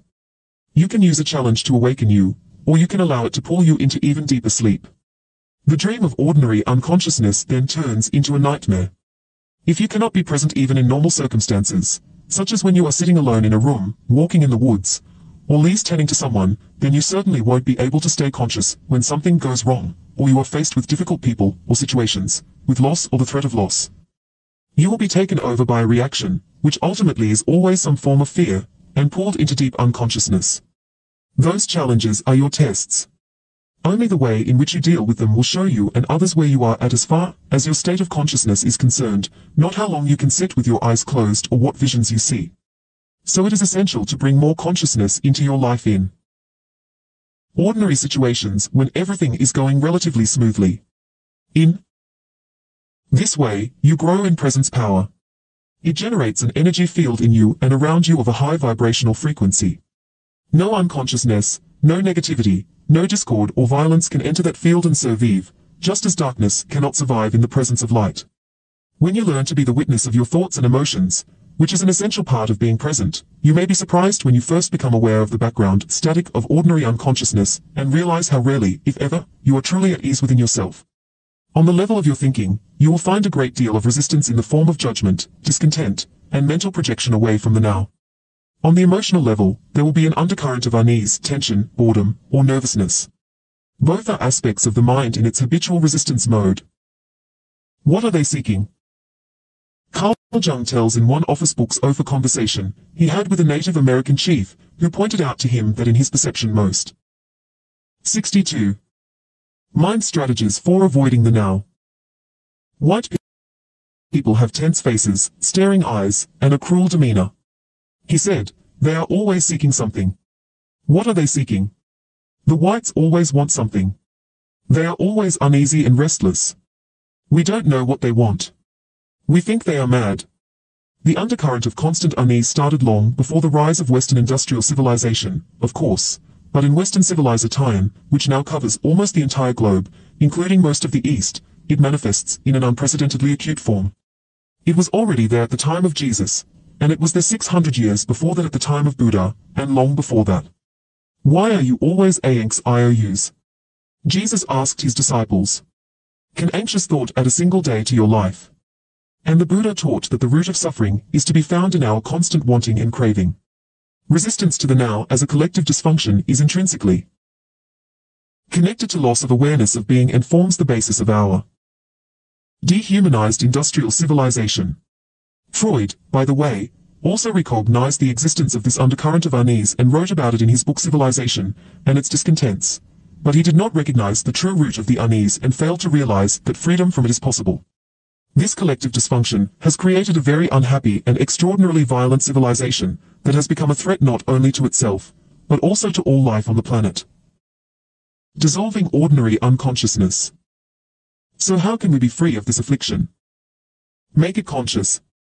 Observe the many ways in which unease, discontent, and tension arise within you through unnecessary judgment, resistance to what is, and denial of the now. Anything unconscious dissolves when you shine the light of consciousness on it. Once you know how to dissolve ordinary unconsciousness, the light of your presence will shine brightly, and it will be much easier to deal with deep unconsciousness whenever you feel its gravitational pull. 63. The power of now. However, ordinary unconsciousness may not be easy to detect initially because it is so normal. Make it a habit to monitor your mental-emotional state through self-observation. Am I at ease at this moment? Is a good question to ask yourself frequently. Or you can ask, what's going on inside me at this moment? Be at least as interested in what goes on inside you as what happens outside. If you get the inside right, the outside will fall into place. Primary reality is within, secondary reality without. But don't answer these questions immediately. Direct your attention inward. Have a look inside yourself. What kind of thoughts is your mind producing? What do you feel? Direct your attention into the body. Is there any tension? Once you detect that there is a low level of unease, the background static, see in what way you are avoiding, resisting, or denying life, by denying the now. There are many ways in which people unconsciously resist the present moment.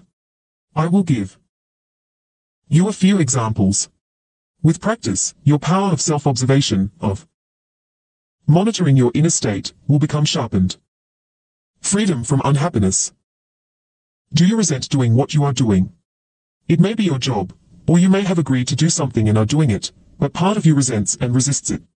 Are you carrying unspoken resentment toward a person close to you? Do you realize that the energy you thus emanate is so harmful in its effects that you are in fact contaminating yourself, as well as those around you? Have a good look inside. Is there even the slightest trace of resentment, unwillingness? If there is, observe it on both the mental and the emotional levels. What thoughts is your mind creating around this situation? Then look at the emotion, which is the body's reaction to those thoughts. Feel the emotion. Does it feel pleasant or unpleasant? Is it an energy that you would actually choose to have inside you? Do you have a choice? Maybe you are being taken advantage of, maybe the activity you are engaged in is tedious, maybe someone close to you is dishonest. 64. Mind strategies for avoiding the now. Irritating, or unconscious, but all this is irrelevant. Whether your thoughts and emotions about this situation are justified or not makes no difference. The fact is that you are resisting what is. You are making the present moment into an enemy. You are creating unhappiness, conflict between the inner and the outer. Your unhappiness is polluting not only your own inner being and those around you, but also the collective human psyche of which you are an inseparable part. The pollution of the planet is only an outward reflection of an inner psychic pollution, millions of unconscious individuals not taking responsibility for their inner space. Either stop doing what you are doing, speak to the person concerned and express fully what you feel, or drop the negativity that your mind has created around the situation, and that serves no purpose whatsoever except to strengthen a false sense of self. Recognizing its futility is important. Negativity is never the optimum way of dealing with any situation. In fact, in most cases it keeps you stuck in it, blocking real change. Anything that is done with negative energy will become contaminated by it and in time give rise to more pain, more unhappiness. Furthermore, any negative inner state is contagious. Unhappiness spreads more easily than a physical disease. Through the law of resonance, it triggers and feeds latent negativity in others, unless they are immune, that is, highly conscious. Are you polluting the world or cleaning up the mess? You are responsible for your inner space, nobody else is, just as you are responsible for the planet. As within, so without, if humans clear inner pollution, then they will also cease to create outer pollution. How can we drop negativity, as you suggest? By dropping it. How do you drop a piece of hot coal that you are holding in your hand? How do you drop some heavy and useless baggage that you are carrying? By recognizing that you don't want to suffer the pain or carry the burden anymore, and then letting go of it. Deep unconsciousness, such as the pain body or other deep pain. 65. The power of now. Such as the loss of a loved one, usually needs to be transmuted through acceptance combined with the light of your presence, your sustained attention. Many patterns in ordinary unconsciousness, on the other hand, can simply be dropped once you know that you don't want them and don't need them anymore, once you realize that you have a choice, that you are not just a bundle of conditioned reflexes. All this implies that you are able to access the power of now. Without it, you have no choice. If you call some emotions negative, aren't you creating a mental polarity of good and bad, as you explained earlier? No. The polarity was created at an earlier stage, when your mind judged the present moment as bad. This judgment then created the negative emotion. But if you call some emotions negative, aren't you really saying that they shouldn't be there, that it's not okay to have those emotions? My understanding is that we should give ourselves permission to have whatever feelings come up, rather than judge them, as had or say that we shouldn't have them. It's okay to feel resentful, it's okay to be angry, irritated, moody, or whatever. Otherwise, we get into repression, inner conflict, or denial. Everything is okay as it is. Of course. Once a mind pattern, an emotion or a reaction is there, accept it. You are not conscious enough to have a choice in the matter. That's not a judgment, just a fact. If you had a choice, or realized that you do have a choice, would you choose suffering or joy, ease or unease, peace or conflict? Would you choose a thought or feeling that cuts you off from your natural state of well-being, the joy of life within? Any such feeling I call negative, which simply means bad. Not in the sense that you shouldn't have done that, but just plain factual bad, like feeling sick in the stomach. How is it possible that humans killed in excess of 1 million? 66. Mind strategies for avoiding the now. Fellow humans in the 20th century alone, 4 humans inflicting pain of such magnitude on one another, is beyond anything you can imagine. And that's not taking into account the mental, emotional and physical violence, the torture, pain, and cruelty they continue to inflict on each other, as well as on other sentient beings on a daily basis. Do they act in this way because they are in touch with their natural state, the joy of life within? Of course not. Only people who are in a deeply negative state, who feel very bad indeed, would create such a reality as a reflection of how they feel. Now they are engaged in destroying nature and the planet that sustains them. Unbelievable but true. Humans are a dangerously insane and very sick species. That's not a judgment. If it's a fact, it is also a fact that the sanity is there underneath the madness. Healing and redemption are available right now. Coming back specifically to what you said, it is certainly true. That, when you accept your resentment, moodiness, anger, and so on, you are no longer forced to act them out blindly, and you are less likely to project them onto others. But I wonder if you are not deceiving yourself. When you have been practicing acceptance for a while, as you have, there comes a point when you need to go on to the next stage, where those negative emotions are not created anymore.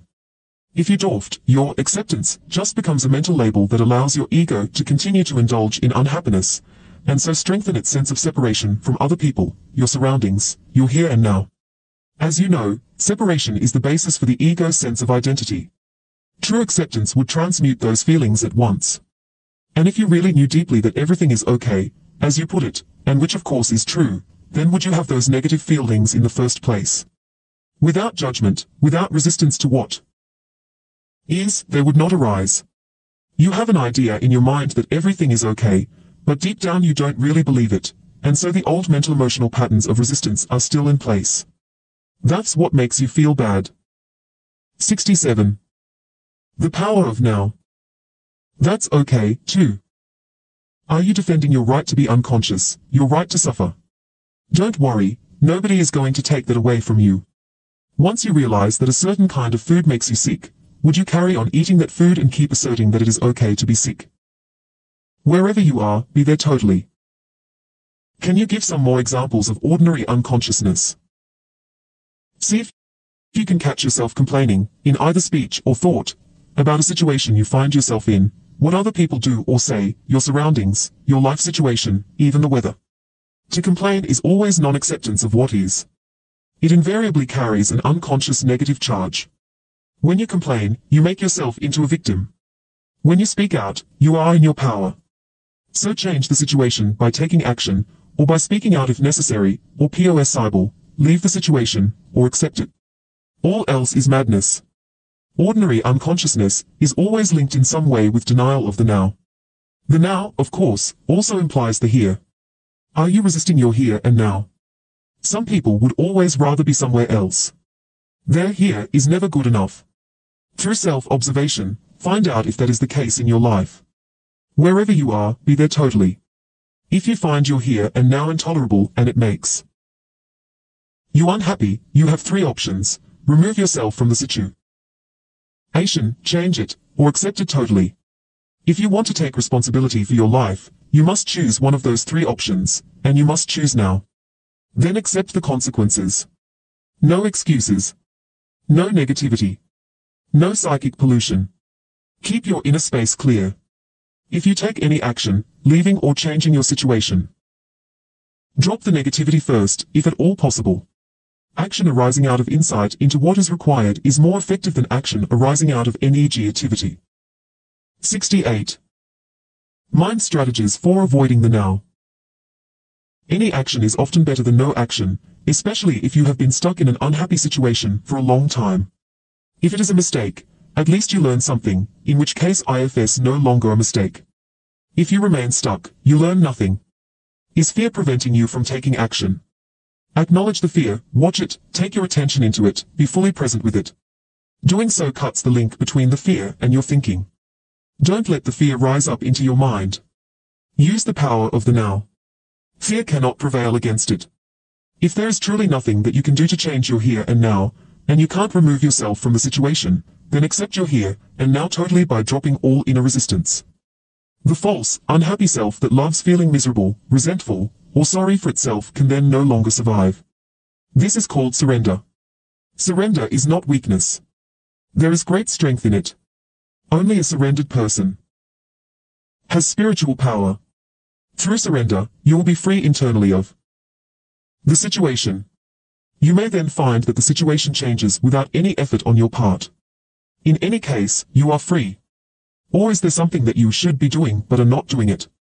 Get up and do it now. Alternatively, completely accept your inactivity, laziness, or passivity at this moment, if that is your choice. Go into it fully. Enjoy it. Be as lazy or inactive as you can. If you go into it fully and consciously, you will soon come out of it. Or maybe you won't. Either way, there is no inner conflict, no resistance, no negativity. Are you stressed? Are you so busy getting to the future that the present is reduced to a means of getting there? Stress is caused by being here, but wanting to be there, or being in the present, but wanting to be in the future. IFS a split that tears you apart inside. To create and live with such an inner split is insane. The fact that everyone else is doing it doesn't make it any less insane. If you have to, you can move fast, work fast, or even run, without projecting yourself into the future and without resisting the present. As you move, work, run, do it totally. Enjoy the flow of energy, the high energy of that moment. Now you are no longer stressed, no longer splitting yourself. 69. The power of now. In 2. Just moving, running, working, and enjoying it. Or you can drop the whole thing and sit on a park bench. But when you do, watch your mind. It may say, you should be working. You are wasting time. Observe the mind. Smile at it. Does the past take up a great deal of your attention? Do you frequently talk and think about it, either positively or negatively? The great things that you have achieved, your adventures or experiences, or your victim story and the dreadful things that were done to you, or maybe what you did to someone else. Are your thought processes creating guilt, pride, resentment, anger, regret, or self-pity? Then you are not only reinforcing a false sense of self, but also helping to accelerate your body's aging process by creating an accumulation of past in your psyche. Verify this for yourself by observing those around you who have a strong tendency to hold on to the past. Die to the past every moment. You don't need it. Only refer to it when it is absolutely relevant to the present. Feel the power of this moment and the fullness of being. Feel your presence. Are you worried? Do you have many what-if thoughts? You are identified with your mind, which is projecting itself into an imaginary future situation and creating fear. There is no way that you can cope with such a situation, because it doesn't exist.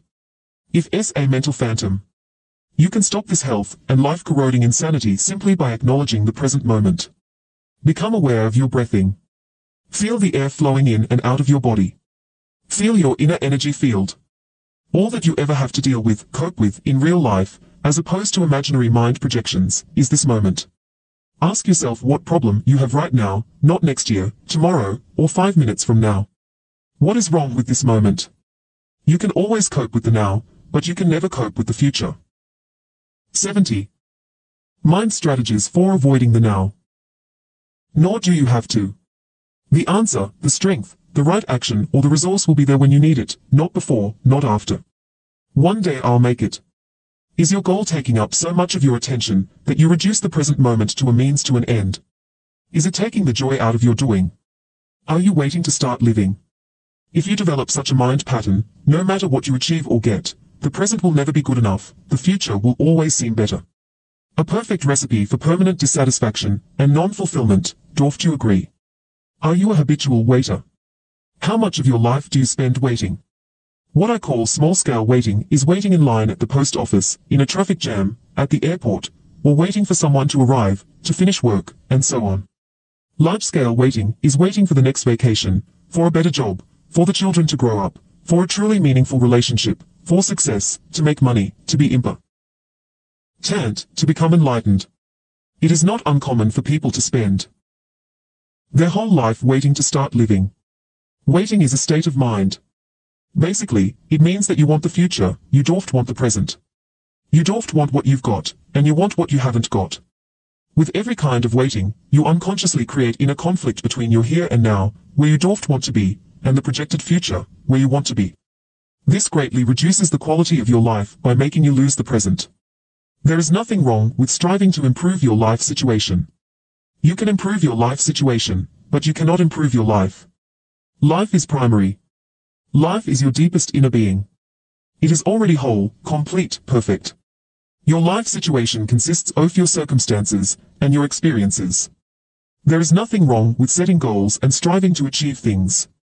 The mistake lies in using it as a substitute for the feeling of life, for being. The only point of access for that is the now. You are then like an architect who pays no attention to the foundation of a building, but spends a lot of time working on the superstructure. For example, many people are waiting for prosperity. It cannot. 71. The power of now. Come in the future. When you honor, acknowledge, and fully accept your present reality, where you are, who you are, what you are doing right now, when you fully accept what you have got, you are grateful for what you have got, grateful for what is, grateful for being. Gratitude for the present moment and the fullness of life now is true prosperity. It cannot come in the future. Then, in time, that prosperity manifests for you in various ways. If you are dissatisfied with what you have got, or even frustrated or angry about your present lack, that may motivate you to become rich, but even if you do make millions, you will continue to experience the inner condition of lack, and deep down you will continue to feel unfulfilled. You may have many exciting experiences that money can buy, but they will come and go and always leave you with an empty feeling and the need for further physical or psychological gratification. You won't abide in being and so feel the fullness of life now. That alone is true prosperity. So give up waiting as a state of mind. When you catch yourself slipping into waiting, snap out of it. Come into the present moment. Just be and enjoy being. If you are present, there is never any need for you to wait for anything. So next time somebody says, "Sorry to have kept you waiting," you can reply, "That's all right. I wasn't waiting. I was just standing here enjoying myself, enjoying myself." These are just a few of the habitual mind strategies for denying the present moment that are part of ordinary unconsciousness. They are easy to overlook because they are so much a part of normal living, the background static of perpetual discontent. But the more you practice monitoring your inner mental emotional state, the easier it will be to know when you have been trapped in past or future, which is to say unconscious, and to awaken out of the dream of time into the present. But beware, the false, unhappy self, based on mind identification. Time lives on time. It knows that the present moment is its own death, and so feels very threatened by it. It will do all it can to take you out of it. It will try to keep you trapped in time. 72. Mind strategies for avoiding the now. The inner purpose of your life's journey. I can see the truth of what you are saying, but I still think that we must have purpose on our life's journey, otherwise we just drift, and purpose means future, doesn't it? How do we reconcile that with living in the present? When you are on a journey, it is certainly helpful to know where you are going, or at least the general direction in which you are moving. But don't forget, the only thing that is ultimately real about your journey is the step that you are taking at this moment. That's all there ever is. Your life's journey has an outer purpose and an inner purpose. The outer purpose is to arrive at your goal or destination, to accomplish what you set out to do, to achieve this or that, which, of course, implies future. But if your destination, or the steps you are going to take in the future, take up so much of your attention that they become more important to you than the step you are taking now, then you completely miss the journey's inner purpose, which has nothing to do with where you are going or what you are doing, but everything to do with how. It has nothing to do with future, but everything to do with the quality of your consciousness at this moment. The outer purpose belongs to the horizontal dimension of space and time. The inner purpose concerns a deepening of your being in the vertical dimension of the timeless now. Your outer journey may contain 1,000,000 steps. Your inner journey only has one, the step you are taking right now. As you become more deeply aware of this one step, you realize that it already contains within itself all the other steps as well as the destination. This one step then becomes transformed into an expression of perfection, an act of great beauty and quality. It will have taken you into being, and the light of being will shine through it. This is both the purpose and the fulfillment of your inner journey, the journey into yourself. 73. The power of now.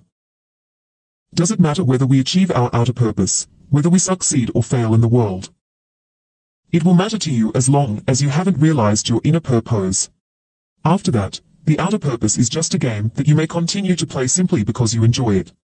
It is also possible to fail completely in your outer purpose, and at the same time totally succeed in your inner purpose. Or the other way around, which is actually more common, outer riches and inner poverty, or to gain the world and lose your soul, as Jesus puts it. Ultimately, of course, every outer purpose is doomed to fail sooner or later, simply because it is subject to the law of impermanence of all things. The sooner you realize that your outer purpose cannot give you lasting fulfillment, the better. When you have seen the limitations of your outer purpose, you give up your unrealistic expectation that it should make you happy, and you make it subservient to your inner purpose. The past cannot survive in your presence. You mentioned that thinking or talking about the past unnecessarily is one of the ways in which we avoid the present. But apart from the past that we remember and perhaps identify with, isn't there another level of past within us that is much more deep-seated? I am talking about the unconscious past that conditions our lives, especially through early childhood experiences, perhaps even past life experiences. And then there is our cultural conditioning, which has to do with where we live geographically and the historical time period in which we live. All these things determine how we see the world, how we react, what we think, what kind of relationships we have, how we live our lives. How could 74. Mind strategies for avoiding the now. We ever become conscious of all that or get rid of it? How long would that take? And even if we did, what would there be left? What is left when illusion ends? There is no need to investigate the unconscious past in you except as it manifests at this moment as a thought, an emotion, a desire, a reaction, or an external event that happens to you. Whatever you need to know about the unconscious past in you, the challenges of the present will bring it out.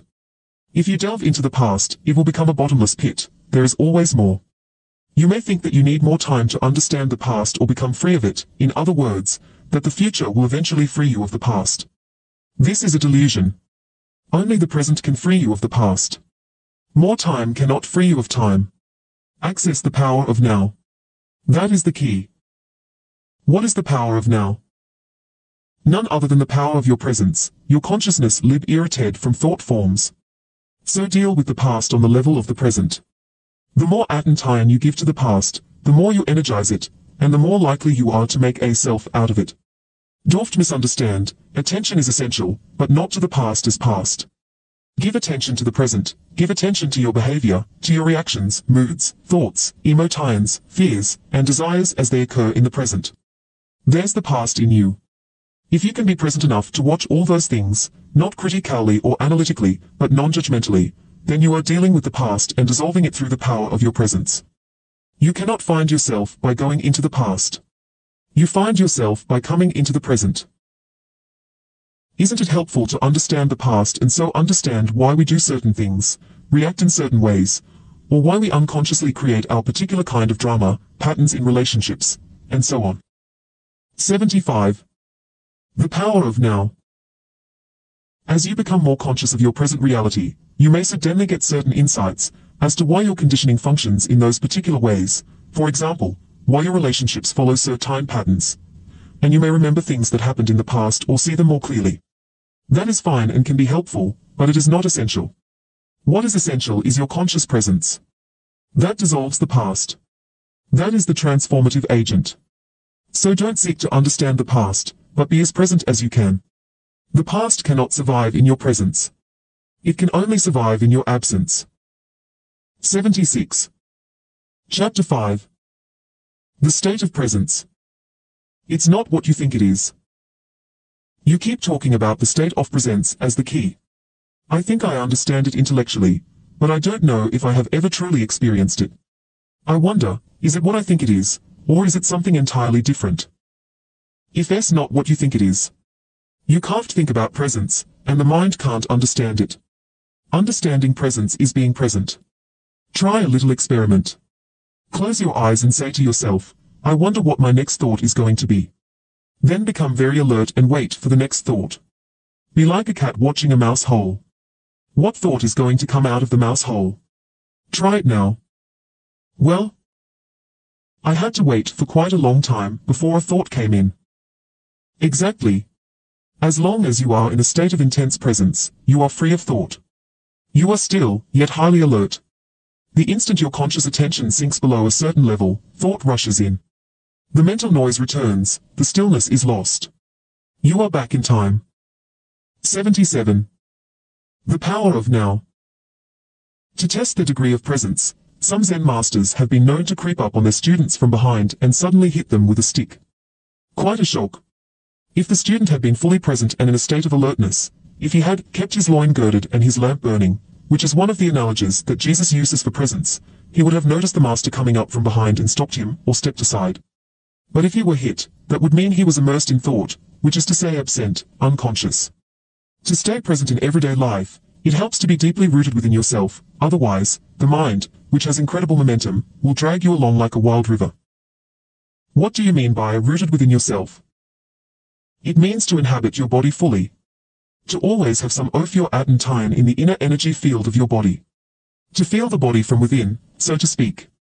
Body awareness keeps you present. It anchors you in the now, see chapter 6. The esoteric meaning of waiting. In a sense, the state of presence could be compared to waiting. Jesus used the analogy of waiting in some of his parables. This is not the usual bored or restless kind of waiting that is a denial of the present and that I spoke about already. It is not a waiting in which your attention is focused on some point in the future, and the present is perceived as an undesirable obstacle that prevents you from having what you want.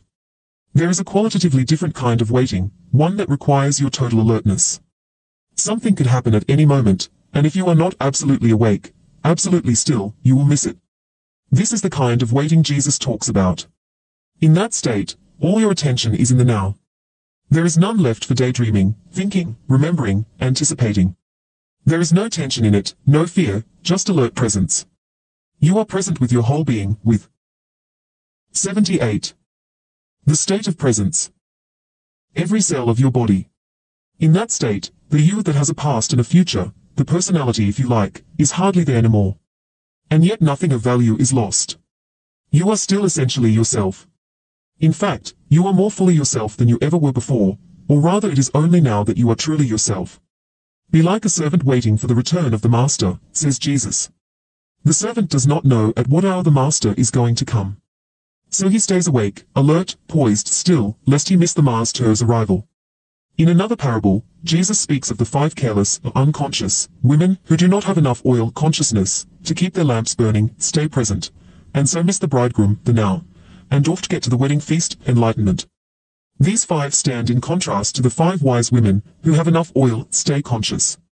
Even the men who wrote the Gospels did not understand the meaning of these parables, so the first misinterpretations and distortions crept in as they were written down. With subsequent erroneous interpretations, the real meaning was completely lost. These are parables not about the end of the world, but about the end of psychological time. They point to the transcendence of the egoic mind and the possibility of living in an entirely new state of consciousness. Beauty arises in the stillness of your presence. What you have just described is something that I occasionally experience for brief moments when I am alone and surrounded by nature. Yes, Zen masters use the word satori to describe a flash of insight, a moment of no mind and total presence. Although satori is not a lasting transformation, be grateful when it comes, for it gives you a taste of enlightenment. You may, indeed, have experienced it many times without knowing what it is and realizing its importance. Presence is needed to become aware of the beauty, the majesty, the sacredness of nature. Have you ever gazed up into the infinity of space on a clear night? 79. The power of now. Awestruck by the absolute stillness and inconceivable vastness of it. Have you listened, truly listened, to the sound of a mountain stream in the forest? Or to the song of a blackbird at dusk on a quiet summer evening? To become aware of such things, the mind needs to be still. You have to put down for a moment your personal baggage of problems, of past and future, as well as all your knowledge, otherwise, you will see but not see, hear but not hear. Your total presence is required. Beyond the beauty of the external forms, there is more here, something that cannot be named, something ineffable, some deep, inner, holy essence. Whenever and wherever there is beauty, this inner essence shines through somehow. It only reveals itself to you when you are present. Could it be that this nameless essence and your presence are one and the same? Would it be there without your presence? Go deeply into it. Find out for yourself. When you experience those moments of presence, you likely didn't realize that you were briefly in a state of no mind. This is because the gap between that state and the influx of thought was too narrow. Your satori may only have lasted for a few seconds before the mind came in, but it was there, otherwise, you would not have experienced the beauty. Mind can neither recognize nor create beauty. Only for a few seconds, while you were completely present, was that beauty or that sacredness there. Because of the narrowness of that gap and a lack of vigilance and alertness on your part, you were probably unable to see the fundamental difference between the perception, the thoughtless awareness of beauty, and the naming and interpreting of it as thought. The time gap was so small that it seemed to be a single process. The truth is, however, that the moment thought came in, all you had was a memory of it. The wider the time gap between perception and thought, the 80. The state of presence. More depth there is to you as a human being, which is to say the more conscious you are. Many people are so imprisoned in their minds that the beauty of nature does not really exist for them. They might say, what a pretty flower, but that's just a mechanical mental labeling. Because they are not still, not present, they don't truly see the flower, don't feel its essence, its holiness, just as they don't know themselves, don't feel their own essence, their own holiness. Because we live in such a mind-dominated culture, most modern art, architecture, music, and literature are devoid of beauty, of inner essence, with very few exceptions. The reason is that the people who create those things cannot, even for a moment, free themselves from their mind. So they are never in touch with that place within where true creativity and beauty arise. The mind left to itself creates monstrosities, and not only in art galleries. Look at our urban land. Scapes and industrial wastelands. No civilization has ever produced so much ugliness. Realizing pure consciousness. Is presence the same as being? When you become conscious of being, what is really happening is that being becomes conscious of itself. When being becomes conscious of itself, that's presence. Since being, consciousness, and life are synonymous, we could say that presence means consciousness becoming conscious of itself, or life attaining self-consciousness. But don't get attached to the words, and don't make an effort to understand this. There is nothing that you need to understand before you can become present. I do understand what you just said, but it seems to imply that being, the ultimate transcendental reality, is not yet complete, that it is undergoing a process of development. Does God need time for personal growth? 81. The power of now. Yes, but only as seen from the limited perspective of the manifested universe. In the Bible, God declares, I am the Alpha and the Omega, and I am the living one. In the timeless realm where God dwells, which is also your home, the beginning and the end, the Alpha and the Omega, are one, and the essence of everything that ever has been and ever will be is eternally present in an unmanifested state of oneness and perfection, totally beyond anything the human mind can ever imagine or comprehend. In our world of seemingly separate forms, however, timeless perfection is an inconceivable concept. Here even consciousness, which is the light emanating from the eternal source, seems to be subject to a process of development, but this is due to our limited perception. It is not so in absolute terms. Nevertheless, let me continue to speak for a moment about the evolution of consciousness in this world. Everything that exists has being, has God essence, has some degree of consciousness.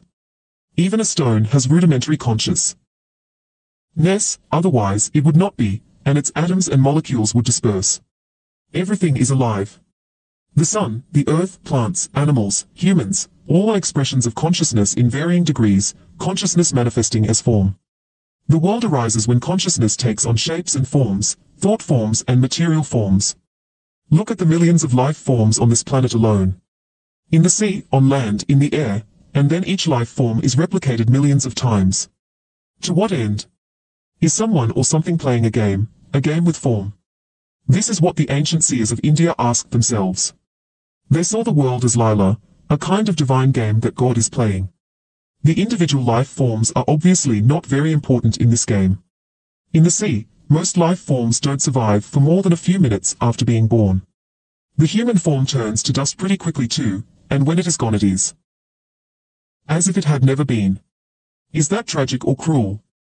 Only if you create a separate identity for each form, if you forget that its consciousness is God essence expressing itself in form.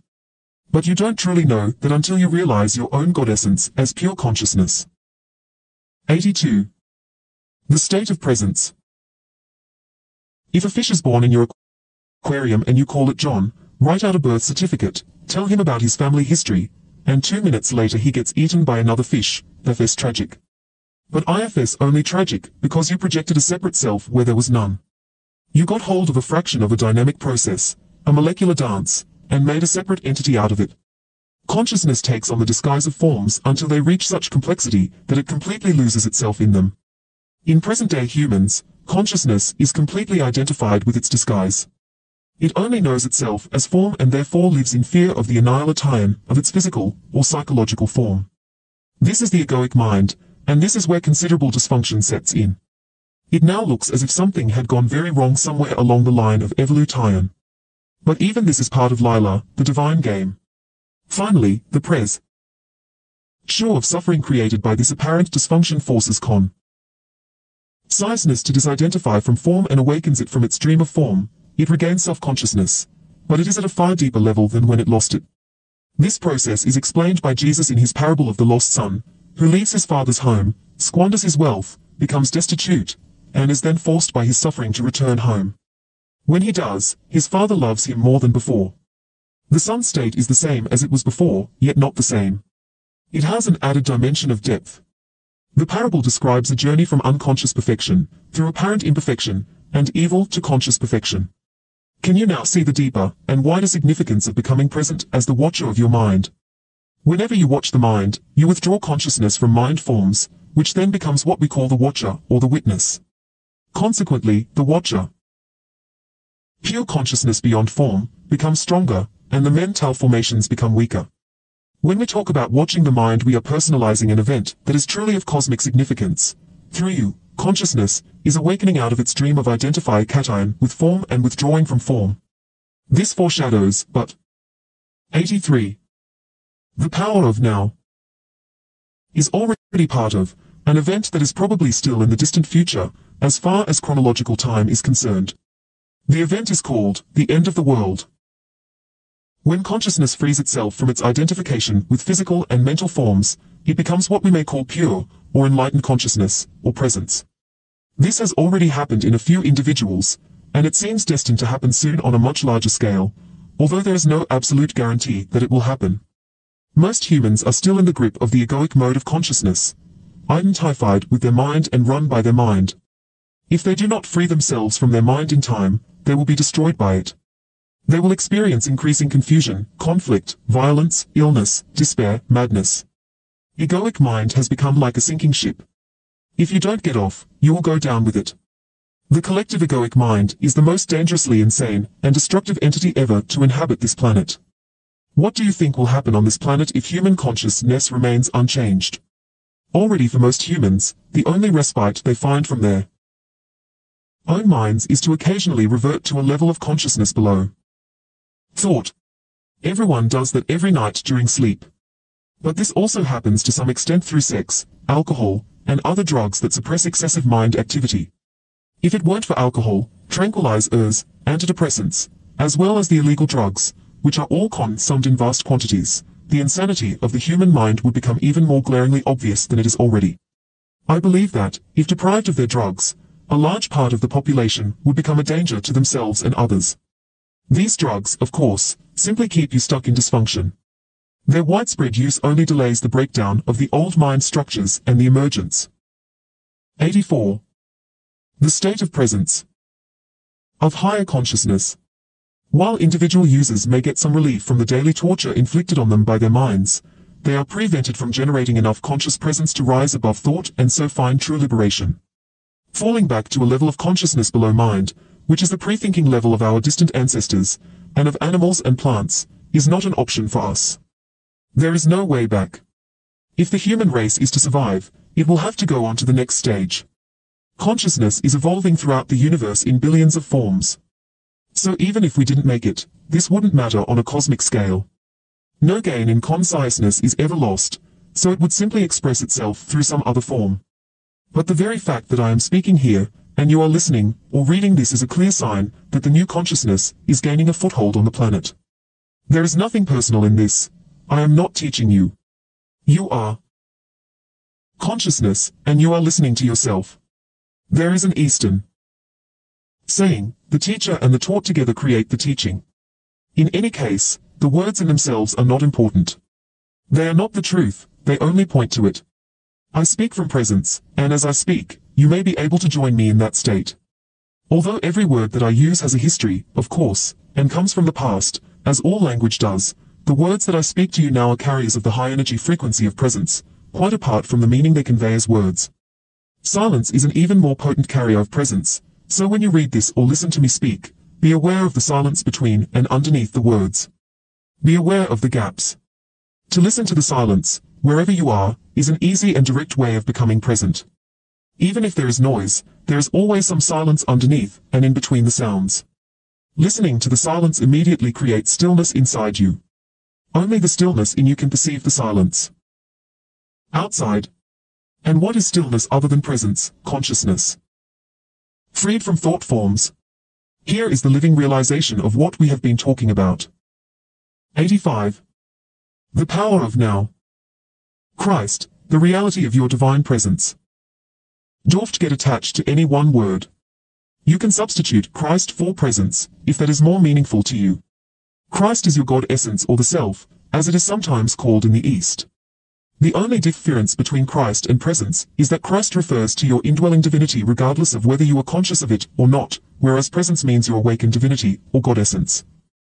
Many misunderstandings and false beliefs about Christ will clear if you realize that there is no past or future in Christ. To say that Christ was or will be is a contradiction in terms. Jesus was. He was a man who lived 2,000 years ago and realized divine presence, his true nature.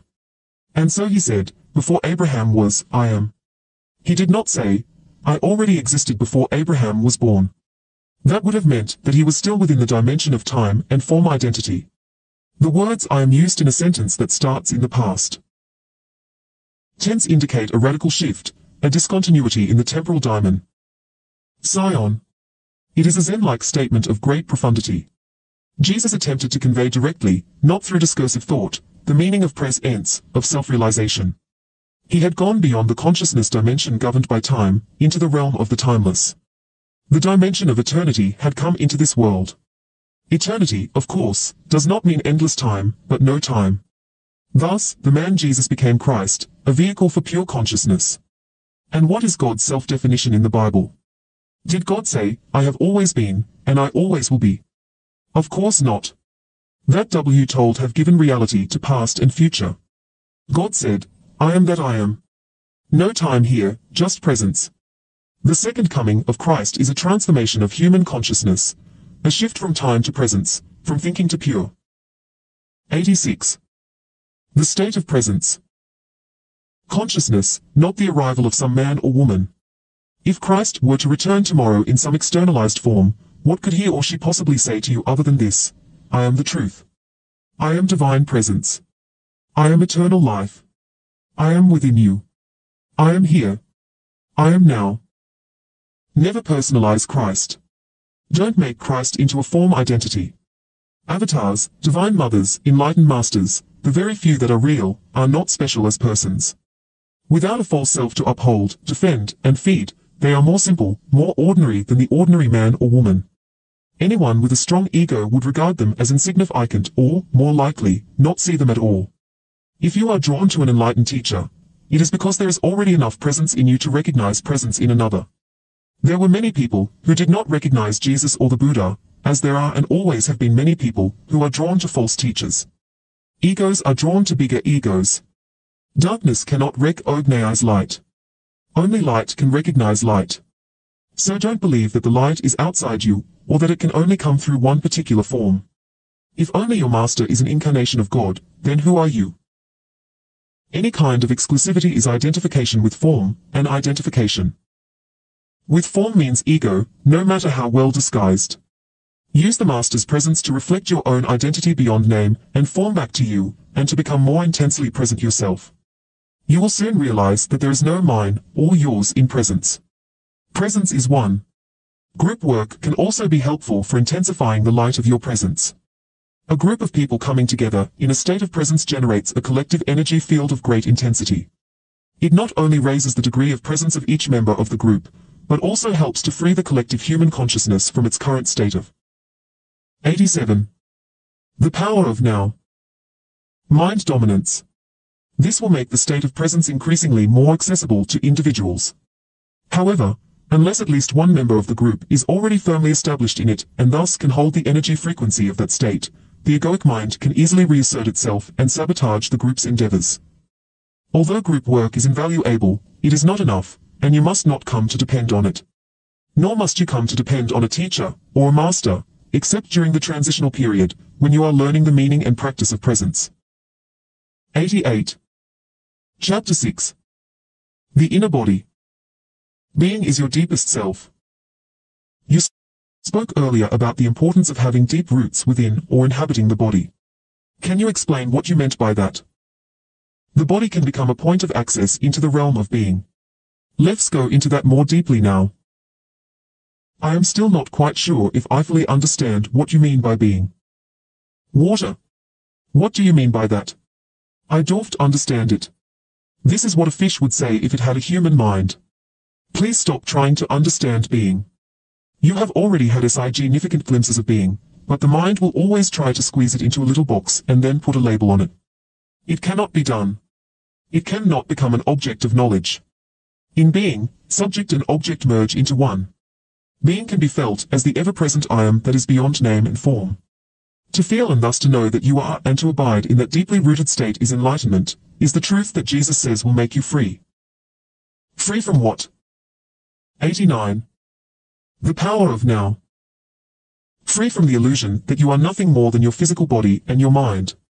This illusion of the self, as the Buddha calls it, is the core error. Free from fear and its countless disguises as the inevitable consequence of that illusion, the fear that is your constant tormentor, as long as you derive your sense of self only from this ephemeral and vulnerable form. And free from sin, which is the suffering you unconsciously inflict on yourself and others as long as this illusory sense of self governs what you think, say, and do. Look beyond the words. I don't like the word sin. It implies that I am being judged and found guilty.